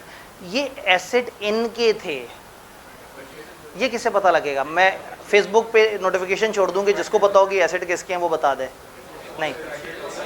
इनके पास रसीद होगी, कोई ना कोई उसके परचेज का प्रोसेस होगा, कोई ना कोई वो कभी अंदर आया होगा, कोई कागज़ होंगे, कोई मिनट्स होंगे, कोई पेमेंट होगी। तो आप इसमें से जितनी लाइनें लिखना चाहें लिख दें। तो हम इनवॉइस चेक करेंगे, इनवॉइस की पेमेंट चेक करेंगे, इनवॉइस के ऊपर ऑथराइजेशन चेक करेंगे, तो हमें कंफर्म हो जाएगा कि ये एसेट इन्हीं का है। क्लासिफिकेशन, नॉन करंट एसेट है तो ये लायबिलिटी में आना चाहिए ना, इक्विटी में आना चाहिए, इनकम में दिखना चाहिए। तो आप ये कहेंगे हम देखेंगे कि इसकी क्लासिफिकेशन नॉन करंट एसेट के तौर पे हुई हुई है या नहीं हुई हुई, और क्या इसको सफिशिएंटली सेग्रीगेट किया है करंट एसेट से, नहीं किया। क्लासिफिकेशन हो गई। प्रेजेंटेशन, प्रेजेंटेशन में हम कहेंगे कि IAS 16 के मुताबिक हम देखेंगे कि डिस्क्लोजर रिक्वायरमेंट पूरी हुई है या नहीं हुई। प्रेजेंटेशन में ना ईमान के 3 दर्जे हैं। एक सबसे मजबूत दर्जा, आप कहें IAS 16 ने कहा है कि ये 5 डिस्क्लोजर होने चाहिए, हम ये 5 डिस्क्लोजर चेक करेंगे। ये सबसे मजबूत दर्जा। स्टैंडर्ड का नाम भी आपको पता है और उसके 5 डिस्क्लोजर्स भी पता है। ईमान का दरमियाना दर्जा, स्टैंडर्ड पता है, डिस्क्लोजर याद नहीं आ रहे। कहेंगे हम चेक करेंगे कि IAS 16 के मुताबिक वो डिस्क्लोजर पूरे हैं या नहीं। फिर आते हैं ईमान से सबसे कमज़ोर दर्जे पे, ना आपको उस एरिया के स्टैंडर्ड का पता है, ना डिस्क्लोजर का पता है, लेकिन जुमला भी चेपना है यहाँ पे। तो आप कहेंगे हम रेलिवेंट स्टैंडर्ड के डिस्क्लोजर रिक्वायरमेंट के साथ मैच कर लेंगे, या हम फाइनेंशियल रिपोर्टिंग फ्रेमवर्क की रिक्वायरमेंट को मैच कर लेंगे। टोटका आ गया। एग्जामिनर ने उस वक्त किस तहकीक में जाना है कि इस बच्चे ने खूबसूरत जुमला लिखा है या ऐसे पता ही नहीं था, और ऊपर आप पहले उसे मुतासर कर चुके हैं। यहाँ पे वो वैसी फ़ैन हुआ हुआ, वो कह रहा है कि यार अब 7 नंबर के लिए जान लोगे, मतलब क्या चाह क्या रहे हो, और आप लिखी जा रहे हैं। कंप्लीटनेस की तरफ आते हैं, ये थोड़ा सा ट्रिकी चीज़ होती है। कंप्लीटनेस में जो चीज़ सामने है उसकी बात नहीं हो रही, जो चीज़ अकाउंट्स में नहीं दिख रही उसकी बात हो रही है। इसका मतलब वो चीज़ कहीं ना कहीं मौजूद है, अकाउंट्स में नहीं नज़र आ रही है। तो शायद एसी लगा हुआ है, अकाउंट्स में नहीं है। एग्जिस्टेंस में क्या था, अकाउंट्स में था, एसी लगा हुआ नहीं था। और कंप्लीटनेस में क्या है, एसी लगा हुआ है, अकाउंट्स में नज़र नहीं आ रहा। तो जब आप फिजिकल वेरिफिकेशन करने निकले ना, तो इसकी 2 डायरेक्शंस होती हैं। एक को हम कहते हैं लिस्ट टू फ्लोर, एक को कहते हैं floor to list. List to floor ये कि आपने लिस्ट में देखा एसी है, आपने कहा बताएं ये वाला एसी कहाँ होता है, ढूंढते ढूंढते पहुंचे, हाँ जी वेरीफाई हो गया। लिस्ट टू फ्लोर, आपको उसकी एग्जिस्टेंस वेरीफाई हो गई। एक ये कि चलते चलते चलते पहुंचे आप रूम नंबर 7 में, आपने कहा जी ये 2 जो एसी लगे हुए हैं हायर के, ये दिखाएं आपकी लिस्ट में कहाँ आ रहे हैं। अब एसी मौजूद है, आप ढूंढ रहे हैं कि क्या वो इनके अकाउंट्स में भी है, नहीं मौजूद, तो आप कहेंगे यार ये क्या बात कर रहे हो, तुमने तो कंप्लीटली रिकॉर्ड ही नहीं किया। तो फ्लोर टू लिस्ट का मतलब आप एक्चुअल आइटम देखें, बाद में कागज़ देखें, और लिस्ट टू फ्लोर पहले कागज़ देखें, बाद में एक्चुअल आइटम देखें। तो इंतहाई इंटरेस्टिंग बात ये हुई कि आप एग्जिस्टेंस और कंप्लीटनेस दोनों के दोनों फिजिकल वेरिफिकेशन से पूरे कर सकते हैं। कंप्लीटनेस का एक और तरीका भी है। कंप्लीटनेस जब भी किसी एरिया में आपने करनी है, उस एरिया को समझो, उस एरिया के बहुत सारे डॉक्यूमेंट्स को सोचें, उन डॉक्यूमेंट्स को रिकंसाइल कर लें। एसेट्स में एक एसेट्स का रजिस्टर होता है, एसेट का एक स्केजुअल होता है, एसेट्स के कुछ डॉक्यूमेंट्स होते हैं, एसेट्स की कुछ रसीदें होती हैं। आप कहेंगे हम रसीदों को, अप्रूवल्स को, लिस्ट को, और ये जो रजिस्टर में चीज़ें आ रही हैं, इन सबको आपस में मैच करके देख लेंगे। जब कंप्लीटनेस आए ना, एक टोटका प्रोसीजर है, जो सोर्स डॉक्यूमेंट्स हैं उनको क्रॉस मैच कर लें। सेल्स में आपको डाउट हो रहा है तो आप देख लें सेल आई कितनी थी, गई कितनी थी, दरवाजे पे कितनी मिली थी, रसीद कितने की कटी थी, ऑर्डर कितने का आया था। इन सारे डॉक्यूमेंट्स को क्रॉस मैच कर लें, कंप्लीटनेस वेरीफाई हो जाएगी। तो अगर आप गौर से देखें तो एग्जिस्टेंस में टिपिकली हमने देखा कि फिजिकली देख लो या खत भेज लो। कंप्लीटनेस में हमने देखा डॉक्यूमेंट्स को मैच कर लो। इसको हमने देखा कि इसमें अकाउंटिंग के अंदर उतर जाना है, और जितनी अकाउंटिंग आती है उतना यहाँ पर लिख देना है। इसमें हमने देखा कि उसकी रसीदें देख कर चेक करने बैठ जाना है। इसमें हमने देखा कि वो सही जगह पे उसको सही दिखाए या नहीं, और इधर डिस्क्लोजर की रिक्वायरमेंट। तो कोई भी एरिया हो, चलें ये तो एक टेंजिबल सी चीज़ थी ना। मैं डेटर्स की बात कर लेता हूँ। डेटर तो नज़र भी नहीं आते, डेटर एग्जिस्ट कर रहे हैं या नहीं कर रहे, डेटर को जाके फिजिकली पकड़ के देख लो, ऐसा तो नहीं होगा। तो फिर डेटर को कैसे कंफर्म करेंगे, फिजिकल एक्सटर्नल कंफर्मेशन। तो डेटर के लिए आपके लिए एक्सटर्नल कंफर्मेशन से उसकी एग्जिस्टेंस पता लग जाएगी, या कोई और तरीका जिससे पता लगे, कोई भी ऐसी चीज़ जिससे पता लग जाए हाँ ये डेटर है। कोई डीड होगी, कोई एग्रीमेंट हुआ होगा, कोई उसको साथ बेचने का एग्रीमेंट क्रेडिट पे हुआ होगा, बगैर कागज़ के तो नहीं हुआ होगा। तो कागज़ देख लें या उसको खत लिख लें, या दोनों कामों की मिक्सिंग कर लें, एग्जिस्टेंस वेरीफाई हो गई। कंप्लीटनेस, सारे डेटर रिकॉर्ड हुए हैं। अब डेटर के पीछे क्या क्या होता है, एक सेल होती है, सेल के साथ एक गुड्स आउटवर्ड जा रहे होते हैं, उसकी डॉक्यूमेंटेशन होती है, आपके गोदाम से निकलने की डॉक्यूमेंटेशन होती है, रसीद होती है, डिलीवरी नोट होता है, इतने सारे डॉक्यूमेंट आपका इन सबको रिकंसाइल करेंगे। फिर डेटर के केस में तो आपके पास मशहूर ज़माना एक अकाउंट भी मौजूद है, कंट्रोल अकाउंट। तो कंट्रोल अकाउंट से उसकी कंप्लीटनेस और उसकी इवन अमाउंट भी वेरीफाई हो सकती है। अगेन जिसको पता है कि उस एरिया में पीछे क्या होता है, वो उसके डॉक्यूमेंट्स की कंप्लीटनेस देख लेगा। अब आता है एक्यूरेसी, वैल्यूएशन, एलोकेशन। डेटर्स को रीवैल्यूएशन मॉडल पे दिखाना होता है या कॉस्ट मॉडल पे, फेयर वैल्यू पे, है ना। कैसे दिखाना होता है, अकाउंटेंट्स में सामने मौजूद है, जो फेस वैल्यू होती है less provision for bad debt. इसका मतलब है 2 एरियाज हो गए। तो डेटर ईयर एंड पे कितना है मैं लेजर से देख लूँ, मैं लिस्टों से देख लूँ, और खत से मुझे पता लग गया होगा। प्रोविजन फॉर डाउटफुल डेट, इसके ऊपर क्या काम करूँ, एजिंग एनालिसिस लूँ और रीकैलकुलेट कर लूँ, एजिंग एनालिसिस लूँ और उनकी पॉलिसी के साथ मैच कर लूँ। टेक्निकली आपने कुछ नहीं करना, सिर्फ उसकी अकाउंटिंग को बोलते जाना है कि ये जो जो अकाउंटेंट को करना चाहिए ना, आप पूछेंगे क्या क्या उसने ये किया, और चेक कर रहे होंगे।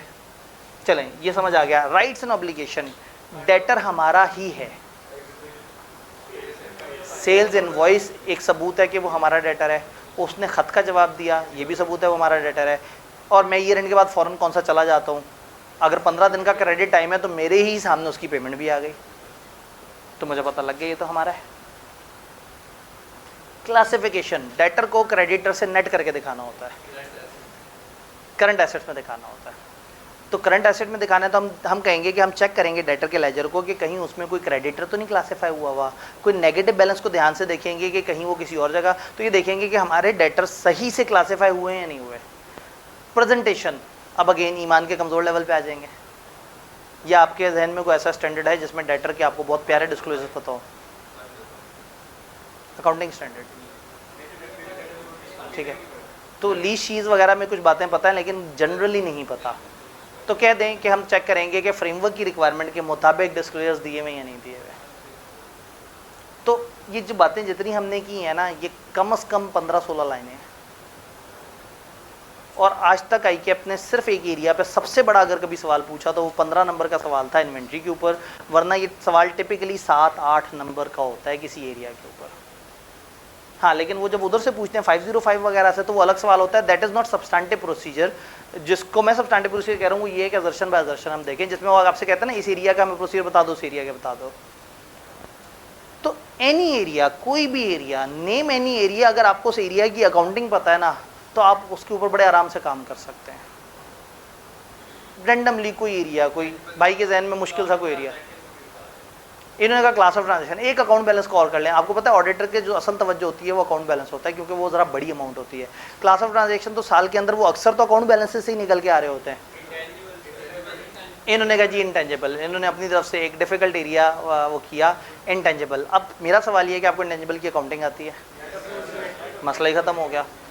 एक इंटेंजिबल है, इन्होंने एक सॉफ्टवेयर कैपिटलाइज किया हुआ है, ठीक है, एग्जिस्ट करता था, सॉफ्टवेयर को जाके जब ही डाल लेंगे, नहीं, आंखों से तो नज़र भी नहीं आएगा सॉफ्टवेयर। सॉफ्टवेयर को खत लिख दें,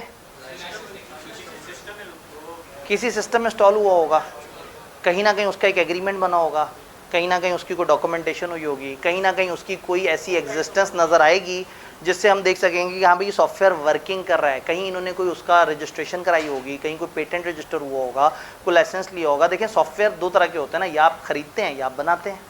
जो ख़रीदा होगा किसी से, इनके पास उसका एग्रीमेंट होगा, और जो खुद बनाया होगा तो इनका अपना एक पेटेंट रजिस्टर हुआ होगा। एग्जिस्टेंस, कंप्लीटनेस, इनके जितने भी इंटेंजिबल्स इन्होंने रिकॉर्ड किए हुए हैं। ये इंटेंजिबल निकलते कहाँ से हैं? ये कौन कौन से ऐसे एसेट होते हैं जिनको हम डेवलपमेंट में डाल देते हैं किसी और एरिया से उठा के? रिसर्च एंड डेवलपमेंट याद है कुछ कुछ? हम रिसर्च करते रहते हैं, खर्चा करते रहते हैं, और जब वो एक ख़ास लेवल पे पहुंच जाता है तो उसको कैपिटलाइज कर देते हैं, ठीक है।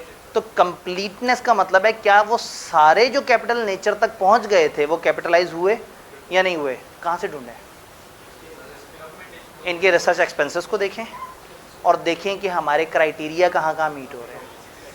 हम देखें कि इन्होंने किस किस को क्लासीफाई कर दिया और किस किस को नहीं क्लासीफाई किया कि ये भी एसेट नहीं बन सकता।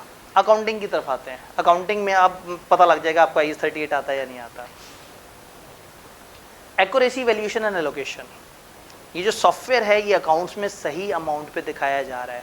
सॉफ्टवेयर को provision for bad debt minus करके दिखाते हैं। कैसे दिखाते हैं? उसको अपनी एक ओरिजिनल वैल्यू पे दिखा के और अमोर्टाइजेशन कर रहे होते हैं।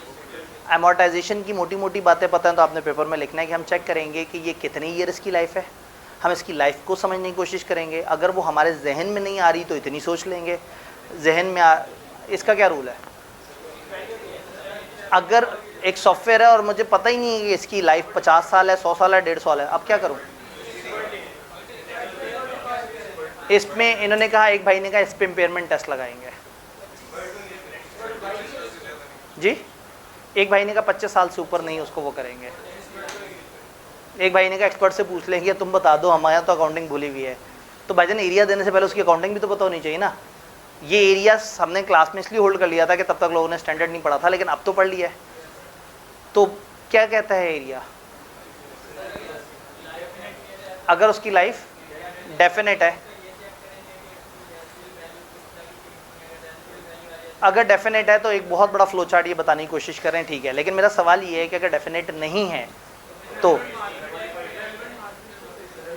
रेलेवेंट पार्टी से देखेंगे, रेलेवेंट मार्केट में देखेंगे कि उस मार्केट में इस तरह की प्रोडक्ट कितने अरसे चलती है, एक्टिव मार्केट। अब आपको जितने जितने अल्फाज याद आ रहे हैं, अगर आपको पता है कि आपको अकाउंटिंग आती है तो आपने इंतहाई खूबसूरती से यहाँ लिख देना है।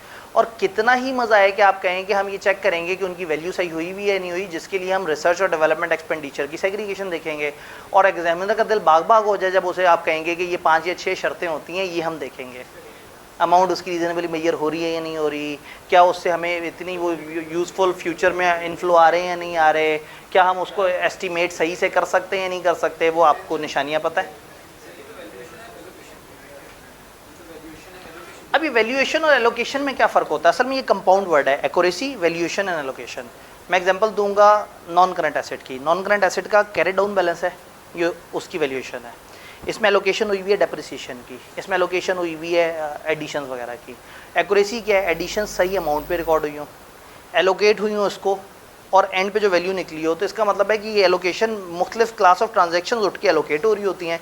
जैसे डेटर के क्लोजिंग बैलेंस में सेल्स एलोकेट हुई हुई होती हैं, क्रेडिटर के क्लोजिंग बैलेंस में परचेजेस और कैश एलोकेट हुआ होता है। तो ये एलोकेशन, ये कंपाउंड वर्ड है, इसका मतलब है कि चीज़ों की एक्यूरेसी भी सही हो, वो सही तरीके से टी अकाउंट में एलोकेट भी हुई हो, और जो आखिरी बैलेंस हमने निकाला है वो भी सही हो, अगर उस मॉडल पे। और अगर मॉडल डिफरेंट है तो फिर तो कोई और कागज़ है, कोई रिवैल्यूएशन है, उस तरह से नज़र आएगी।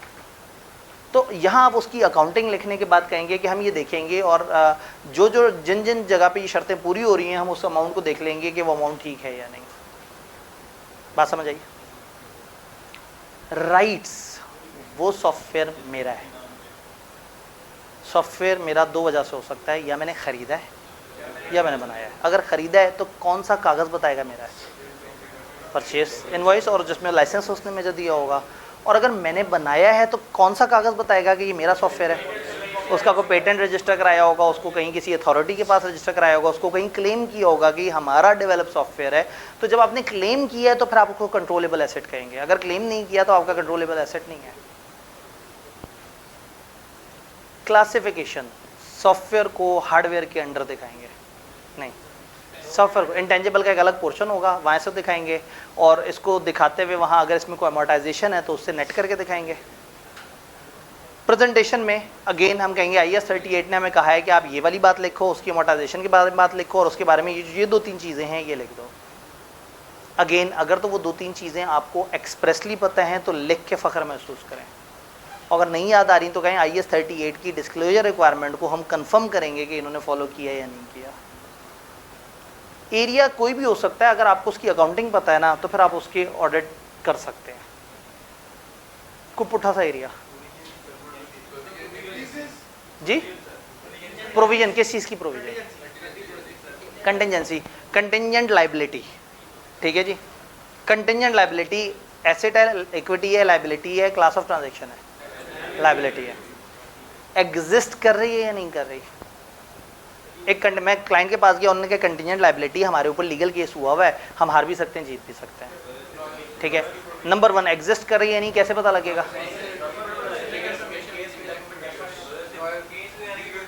जी। कोई लीगल डॉक्यूमेंटेशन हुई होगी, कोई उसको नोटिस वोटिस भेजा होगा, कोई लॉयर को ख़त लिख के उससे पूछा जा सकता है, कोई इस बंदे के साथ इनकी कोई ख़तों के ताबत कम्युनिकेशन हुई होगी।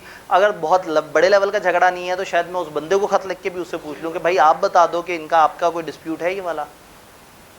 एग्जिस्टेंस, इनके सारे जितने भी इस तरह के लीगल केसेस हैं जो भी हैं वो डिस्क्लोज हुए हुए हैं। ये कैसे पता लगेगा। लॉयर से एक्सटर्नल कंफर्मेशन, लॉयर को खत लिखेंगे, उनसे कहेंगे इनके सारे लीगल केसेस की लिस्ट बताओ और इनमें से बताओ कौन कौन सा क्या स्टेटस है। उससे मुलाकात हो जाए तो बहुत ही अच्छी बात है। लीगल एक्सपेंसेस के अकाउंट को देखिए, कहीं ये लीगल एक्सपेंस किस पे, वो कहते हैं जी ये केस पे। आपने कहा कौन सा केस, मेरे पास तो एक ही केस आ रहा है। उन्होंने कहा हाँ वो उससे, हाँ ये उसी ऊपर वाले का केस। तो लीगल एक्सपेंस में डाला होगा एक्सपेंस बढ़ाने के लिए, और उधर से उसकी लाइबिलिटी पी गए होंगे, तो हम उसके साथ क्रॉस लिंक कर लें। लॉयर से पूछ लें कौन कौन से केसेस हैं, कौन कौन सी जगह इनको अदालत के कौन कौन से पैसे देने पड़े हैं, कहाँ कहाँ इनसे वकील ने एक्स्ट्रा चार्जेस लिए हैं, वो किस किस चीज़ के लिए हैं। तो कंप्लीटनेस में हम देखेंगे कि कोई चीज़ मिसिंग तो नहीं हो रही। इनकी मीटिंग के मिनट्स जिसमें उन्होंने कहा होगा हमारे ऊपर लीगल केस हो गया, अब क्या करें। भाई आपस में बातें तो करते होंगे और लिखते भी होंगे, और नहीं लिखेंगे तो मेंबर कहेंगे भाई लिखा क्यों नहीं। Accuracy valuation and allocation, contingent liability को किस अमाउंट पे दिखाना होता है, इसका डिस्क्लोजर देना होता है। डिस्क्लोजर में हम अमाउंट लिख सकते हैं या एस्टिमेशन लिख सकते हैं अपनी, लेकिन face of the financial statement पे ये एज अ लायबिलिटी नहीं आएगी। तो कंटिंजेंट लायबिलिटी के तौर पे हम इसका जिक्र करेंगे और इसका डिस्क्लोजर होना चाहिए। तो अब आप कहेंगे कि यहाँ इसकी एक्यूरेसी में जो इन्होंने डिस्क्लोजर में जितनी अमाउंट लिखी है उसकी रीजनेबलनेस देखेंगे। इन्होंने कहा है कि चांसेस है हम 3 लाख रुपए जुर्माना देना पड़े, लीगल केस है 5 लाख का, तो ये 3 लाख तक कैसे पहुँचे होंगे? कोई लॉयर ने कोई वर्किंग बना के दी होगी, कोई एस्टिमेशन होगी, कोई प्रोबेबिलिटी होगी, कहीं ना कहीं कोई वर्किंग बन के इस नतीजे पे पहुंचे होंगे। मैं उसको देखूं, समझने की कोशिश करूं, नहीं समझ आ रहा, मैं अपने एक्सपर्ट को बुला लाऊं कि यार तुम्हें समझ आ रहा है, पता नहीं अजीब तरीके से वर्किंग हुई हुई है, और अगर मुझे तसल्ली हो जाए तो इसका मतलब है कि वो अमाउंट सही है। क्लासिफिकेशन, कंटिंजेंट लायबिलिटी कहाँ क्लासीफाई होती है? लायबिलिटीज़ के साथ क्लासीफाई होती है, लेकिन दिखाई डिस्क्लोजर में जाती है। और प्रॉपर्ली डिस्क्लोज हम कहेंगे कि हम चेक करेंगे कि इसकी वर्डिंग और इसके अंदर जो लिखी हुई चीज़ है वो सही है, और क्या वो यूज़र को ये सही से बता रही है कि ये चीज़ हैपनिंग और नॉट हैपनिंग में डाउट है। अगर बहुत मूड में बैठे हों तो अकाउंटिंग की वो वाली बातें भी करना शुरू कर दीजिएगा कि 5% से ज़्यादा डाउट को क्या कहते हैं, 50% से ज़्यादा डाउट को क्या कहते हैं, 95% से ज़्यादा डाउट। आप अजीब अजीब से अल्फाज बोलते हैं ना कि ये रिमोट है, ये प्रोबेबल है, ये पॉसिबल है। पेपर में तब फनकारी दिखानी है जब आपको पता हो, जब ना पता हो ना तो आपके पास ऑलरेडी इतना लिखने को है कि आपको वैरायटी करने की ज़रूरत ही नहीं है। इतने सारे अकाउंट बैलेंसेस हो गए, कोई क्लास ऑफ ट्रांजैक्शन बोल दें, सेल्स, सेल। अब यहाँ आ जाएंगे, अकरेंस, सेल हुई थी या नहीं हुई थी, सेल को खत लिख लेंगे, नहीं, इनवॉइसेस देख लेंगे। इसका मतलब है अकरेंस रसीद से पता लग जाएगी, रसीद देख लेंगे, और जो गुड्स हमारे गए होंगे या जो हमारे गुड आउटवर्ड पास वगैरह होंगे उससे हमें पता लग जाएगा। एक्नॉलेजमेंट्स आई हुई होंगी उससे पता लग जाएगा। कंप्लीटनेस, सारी जो सेल्स हुई हैं वो सारी रिकॉर्ड हुई हैं।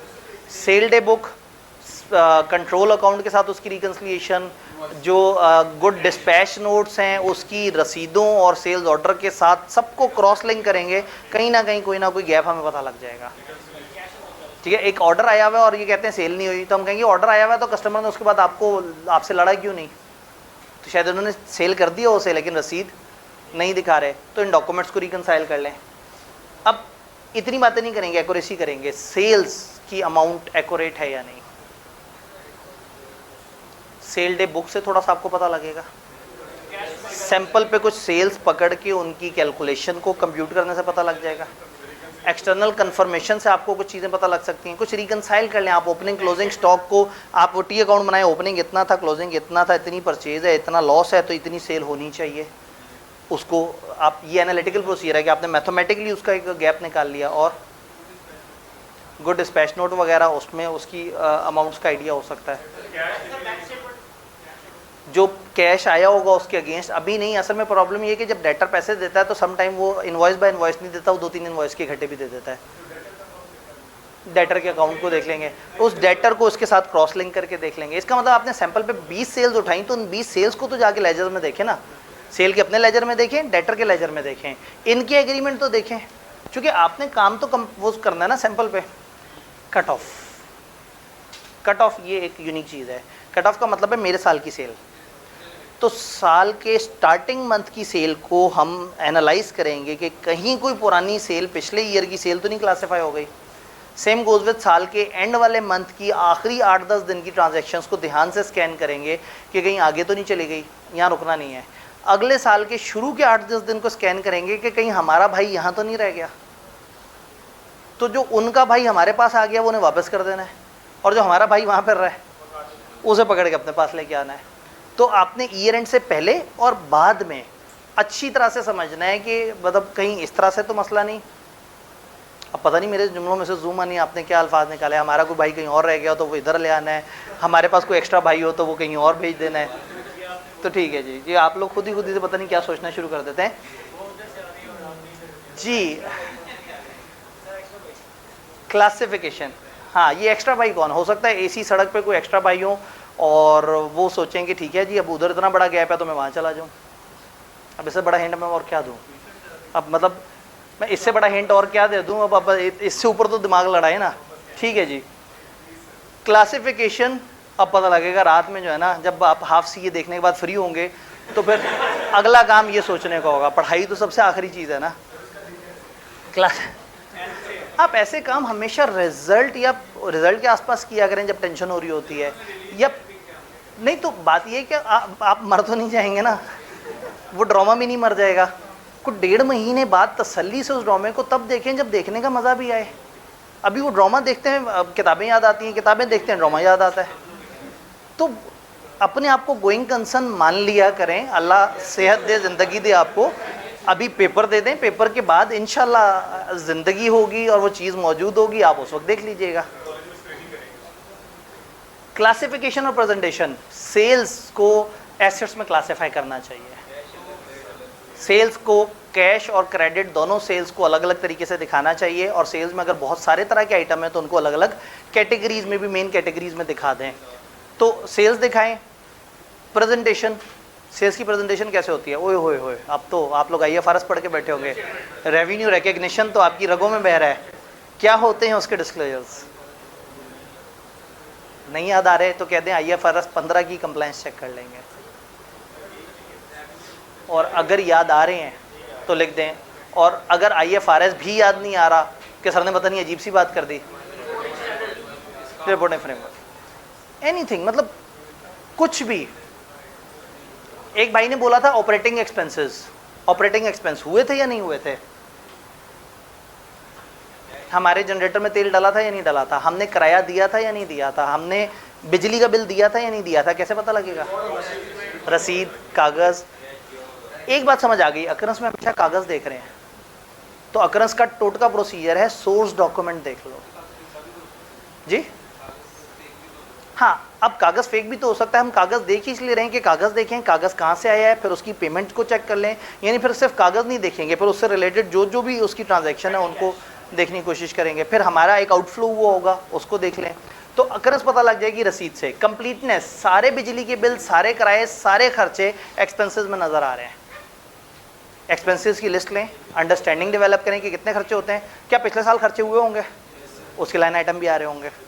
उसमें से कोई मिस कर दिया तो इनसे पूछें, भाईजान पिछली दफ़ा आपके बिजली के बिल 2 तरह के होते थे, अब इस दफ़ा 1 तरह का क्यों है? तो वो कहेंगे वो मीटर ख़त्म हो गया था।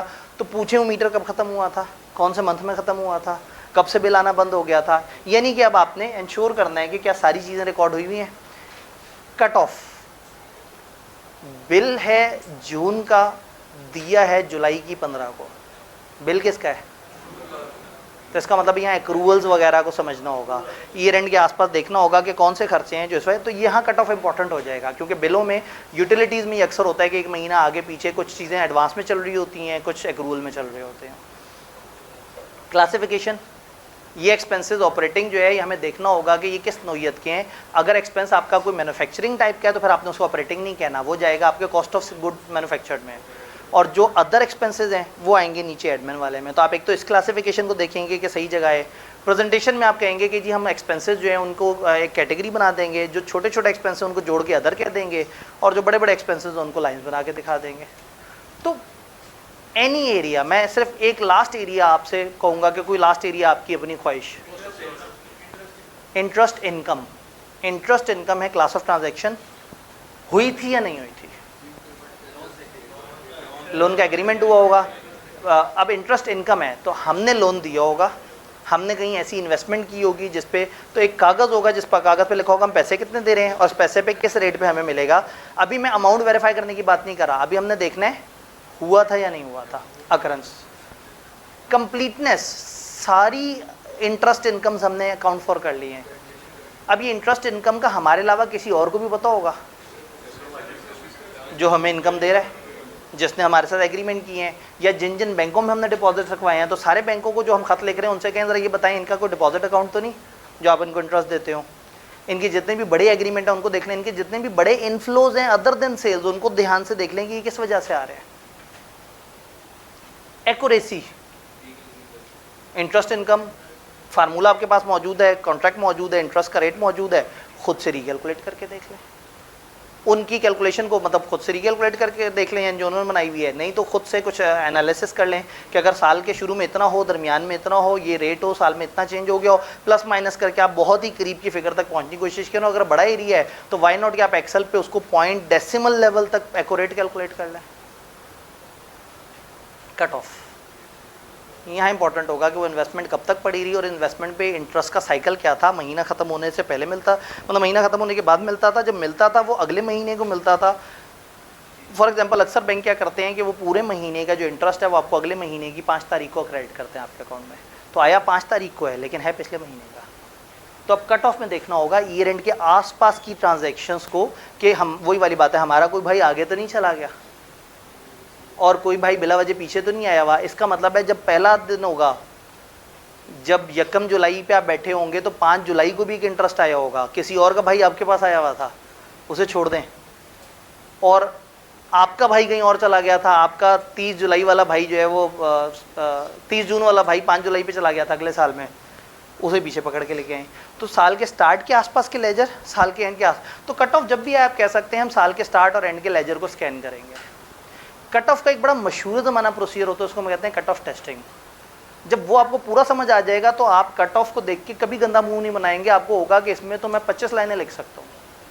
एक पूरा प्रोसेस है कट ऑफ टेस्टिंग जो हम इन्वेंट्री काउंटिंग के साथ इंशाल्लाह देखने की कोशिश करेंगे, तो उसमें आप फिर उसके साथ उसको कनेक्ट कर लेते हैं।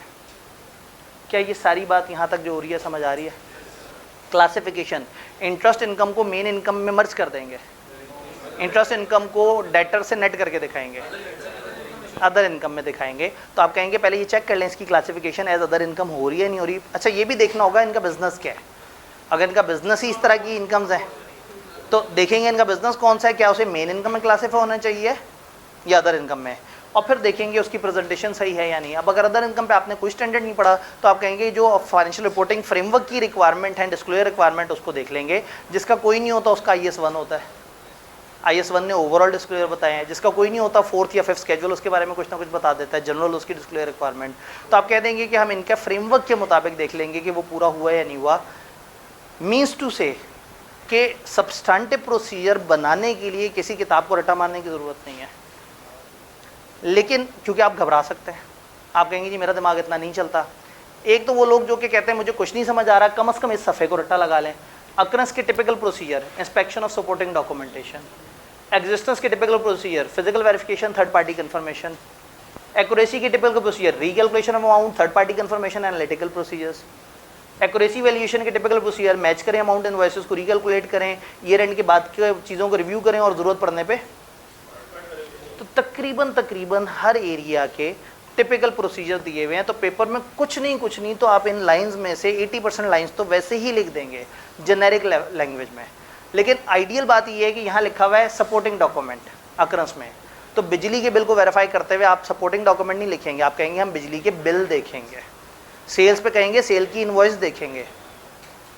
समझ रहे हैं? आपने इतनी फनकारी लगानी है कि इस जेनेरिक गाइडेंस को उस खास एरिया के अंदर उतारना है। और जब आप इस एरिया में है ना एक्यूरेसी वैल्यूएशन एलोकेशन, तो इधर अपनी अकाउंटिंग की जितनी नॉलेज है उसको यहाँ पे लिख देना है। उससे क्या होगा, आपका सवाल की लेंथ भी बढ़ जाएगी और आप जो कर रहे हैं वो गलत नहीं है, क्योंकि सबसे ज़्यादा जोर इस पर देना चाहिए कि अमाउंट सही है या नहीं। कल जैसे मैंने कहा कि एक भाई ने सवाल पूछा कि सर अगर अमाउंट सही है नहीं है तो ही हम ओपिनियन ख़राब करेंगे ना। ऐसा नहीं है, एक भी अजर्शन गलत है। अगर एक चीज़ हुई नहीं और आप अकाउंट्स में दिखा रहे हैं गलत है। एक चीज़ सारी नहीं है आपके पास नज़र आ रही है और आप दिखा रहे हैं तो झूठ बोल रहे हैं आप। अमाउंट गलत बोल रहे हैं तो झूठ बोल रहे हैं। आपका एसेट ही नहीं है आप दिखा रहे हैं, झूठ है। आपकी लायबिलिटी नहीं है आप बोल रहे हैं, झूठ है। आप किसी और ईयर की चीज़ अपने पास दिखा रहे हैं, आप उसको क्लासीफाई गलत जगह कर रहे हैं, आप उसको प्रेजेंट गलत तरीके से कर रहे हैं। ये सारी चीज़ें गलत हैं। इसका मतलब ये है कि इनमें से एक भी अजर्शन अगर गलत है तो मटेरियल मिसस्टेटमेंट हो जाती है। जो हमने 705-6 में मसले देखे जी, इन्वेंट्री की वैल्यू में मसला था, इन्वेंट्री की मौजूदगी में मसला नहीं था, वो कॉस्ट NRV पे रिकॉर्ड नहीं हुई हुई थी। तो हमने एक अजर्शन पकड़ी थी और कहा था अगर ये ठीक ना किया हम रिपोर्ट ख़राब कर देंगे। याद आई बात? तो टेक्निकली ये समझ लेना ज़रूरी है कि why substantive procedures are for, ये क्यों है। ये हैं वेरीफाई करने के लिए। क्या वेरीफाई करने के लिए? अजर्शंस। आप सब्सटेंटिव प्रोसीजर्स लगाते हैं ताकि वही बात है कि आप उस बिल्डिंग को वेरीफाई करने के लिए क्या प्रोसीजर लगाएंगे? चेक करो कि उनका पार्किंग है या नहीं, चेक करो सड़क अच्छी है या नहीं, चेक करो लिफ्ट है या नहीं, चेक करो हवादार है या नहीं। तो यही तो सब्सटैंटिव प्रोसीजर्स हैं। तो सब्सटैंटिव प्रोसीजर कोई हवा से आई हुई चीज़ नहीं है, कोई अलग से रट्टा मारने वाली चीज़ नहीं है। यू मस्ट नो कि किसी भी एरिया में हमने करना क्या है। हर एरिया में आपने जो वेरीफाई करना होता है वो उसकी असर्शंस होती हैं। तो हर एरिया का जब भी आपसे किसी भी एरिया का कहें कि जी ये एरिया ज़रा इस पर बात कर दें, अब सवाल ये है, चलें इतने सारे एरियाज़ की बात होती रही, अब चूँकि काफ़ी ज़्यादा हमारा टाइम लग गया, अब जब लग ही गया तो कुछ 2-3 मिनट और भी लगाए जा सकते हैं। 15 नंबर का अगर आई के अपने सवाल पूछ लिया इन्वेंट्री का, तो क्या इन्वेंट्री में इतना माल आप बता सकते हैं कि 15 नंबर मिल जाए हमें? चेक करें, ट्राई करें। अब 15 नंबर पूरे करने हैं। एग्जिस्टेंस, इन्वेंट्री को फिजिकली वेरीफाई कर लें, और स्टॉक काउंट, और कहीं थर्ड पार्टी पे पड़ी है तो उसको खत लिख दें, एग्जिस्टेंस। और कितना मज़ा है कि आप कहें कि हम फिजिकली वेरीफाई करेंगे और ब्रैकेट में लिख दें लिस्ट टू फ्लोर। उससे आपको कंप्लीटनेस में एक लाइन लिखने का मौका मिल जाएगा, फ्लोर टू लिस्ट। कंप्लीटनेस कैसे इंश्योर करेंगे इन्वेंट्री की? सारी इन्वेंट्री की डॉक्यूमेंटेशन, इन्वेंट्री की टी अकाउंट्स, इन्वेंट्री की सेल से मूवमेंट वगैरह, उसको रिकंसाइल करें। टी अकाउंट बनाएं, साल का ओपनिंग कितना था, फलाना कितना था, ये कितना हुआ, तो क्लोजिंग कितना होना चाहिए। नहीं, वो तो अब अगला मसला है। ये चीज़ें अलग अलग हैं, पता है, ये जहन में रखना है। इधर हम देखते हैं वो चीज़ मौजूद है या नहीं, इधर हम देखते हैं क्या सारी चीज़ें रिकॉर्ड हो गई। रिकॉर्ड सही अमाउंट गलत, वो बात का मसला है। मैं कहता हूँ 100 एसी हैं तो 100 रिकॉर्ड हुए हुए हों, 90 ना रिकॉर्ड हुए हुए हों, तो इसका मतलब है कि उस चीज़ की मौजूदगी या कंप्लीटनेस अदर देन न्यूमेरिकल, मतलब लॉजिकल उसकी प्रेजेंस जो है इधर है, उसकी न्यूमेरिकल एक्यूरेसी इस दर्शन में चल रही है। अब जब यहाँ आएंगे तो आपने अकाउंटिंग के स्टैंडर्ड का नाम लेना है और तसल्ली से जितना पता है आप कहेंगे जी इन्वेंट्री IS2 ने कहा है कि इन्वेंट्री 2 तरीके से मैयर होती है, कॉस्ट या NRV। कॉस्ट के भी 2 तरीके हैं, पता नहीं अगर आपको याद हो, FCO और FIFO। NRV में क्या करना होता है? Selling price estimated minus estimated खर्चे। अच्छा, एस्टिमेटेड खर्चे तो 30 जून पे सोचे होंगे ना उन्होंने, आप कौन सा चले गए वहाँ से, तो वो एस्टिमेट आपको पता तो लग जाएगा सही था या नहीं था। ईयर एंड के बाद की सेल से आपको NRV भी पता लग जाएगी, सेलिंग प्राइस पता लग जाएगी, तो आप NRV के ऊपर बहुत सारी बातें कर सकते हैं। जब कॉस्ट पे आए तो कहेंगे देखेंगे कि FIFO लगा रहे हैं, FCO लगा रहे हैं, क्यों लगा रहे हैं इनसे पूछेंगे, उसकी मदद से चीज़ आ जाएगी। जी क्या चीज़? जी, अब फिजिकल वेरिफिकेशन में हम ऑब्सलीट इन्वेंट्री और इस तरह की बातें वगैरह भी करना शुरू कर देंगे।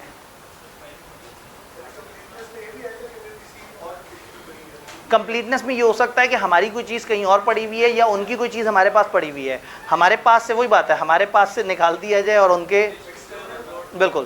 तो एक्सटर्नल कंफर्मेशन, जिस जिन लोकेशन पर हमारी इन्वेंट्री पड़ी है, जो ये कहते हैं हमारी वहाँ पड़ी है उनसे पूछ लूँ, और जो ये कहें उनकी यहाँ पड़ी हुई है तो भी उनसे पूछ लूँ कि भाईजान ये आप ही की है या इनकी, और मुझे कह रहे हैं कि वो उन लोगों ने रखवाई हुई है यहाँ पे। भाई ने अजीब सी बात कर दी, वर्क इन प्रोसेस। इसका मतलब है इन्वेंट्री पे डबल क्लिक करें तो 3 तरह की इन्वेंट्री होती है। गेम बहुत बढ़ गई अब तो। अब रॉ मटेरियल पे अलग डिस्कशन हो सकती है, वर्क इन प्रोसेस पे अलग डिस्कशन हो सकती है।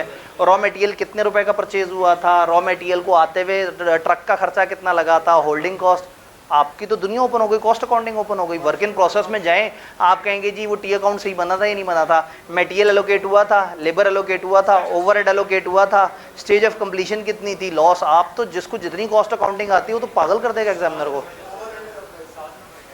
15 नंबर का सवाल है। अब हम देख रहे हैं कि 15 नंबर भी पूरे किए जा सकते हैं या नहीं किए जा सकते। राइट्स एंड ऑब्लिगेशन, ये इन्वेंट्री आपकी है या नहीं। इन्वेंट्री है 3 तरह की। रॉ मटेरियल आपका है या नहीं, कैसे पता लगेगा? Purchase invoice. अब मुश्किल सवाल, वर्क इन प्रोसेस आपका है या नहीं। फैक्ट्री अकाउंट्स, टी अकाउंट, उसमें जो मटेरियल एलोकेट हुआ होगा, लेबर एलोकेट, वो जो हमारी वर्किंग है वो साबित करती है कि वर्क इन प्रोसेस हमारा है, क्योंकि लेबर का खर्चा अलग से डॉक्यूमेंट हुआ हुआ है, मटेरियल का खर्चा अलग से डॉक्यूमेंट हुआ हुआ है। अब हमने टी अकाउंट में उसको एलोकेट किया है ना, तो इस एलोकेशन को देखा जाए। फिजिकल इंस्पेक्शन करके हम थोड़ा सा समझ लेंगे क्या वाकई ही चीज़ें वर्क इन प्रोसेस की हालत में थी। फिनिश गुड्स की कैसे पता लगेगा हमारे यहाँ? कंपनी का लेबल लगा हुआ होगा, कंपनी का कोई स्टिकर लगा हुआ होगा, कंपनी ने कोई उसका वो रजिस्ट्रेशन नंबर, मतलब एक कंपनी ने अगर एसी बनाया हुआ है तो उस एसी का एक खास नंबर होगा जो किसी खास जगह उन्होंने रजिस्टर कराया होगा।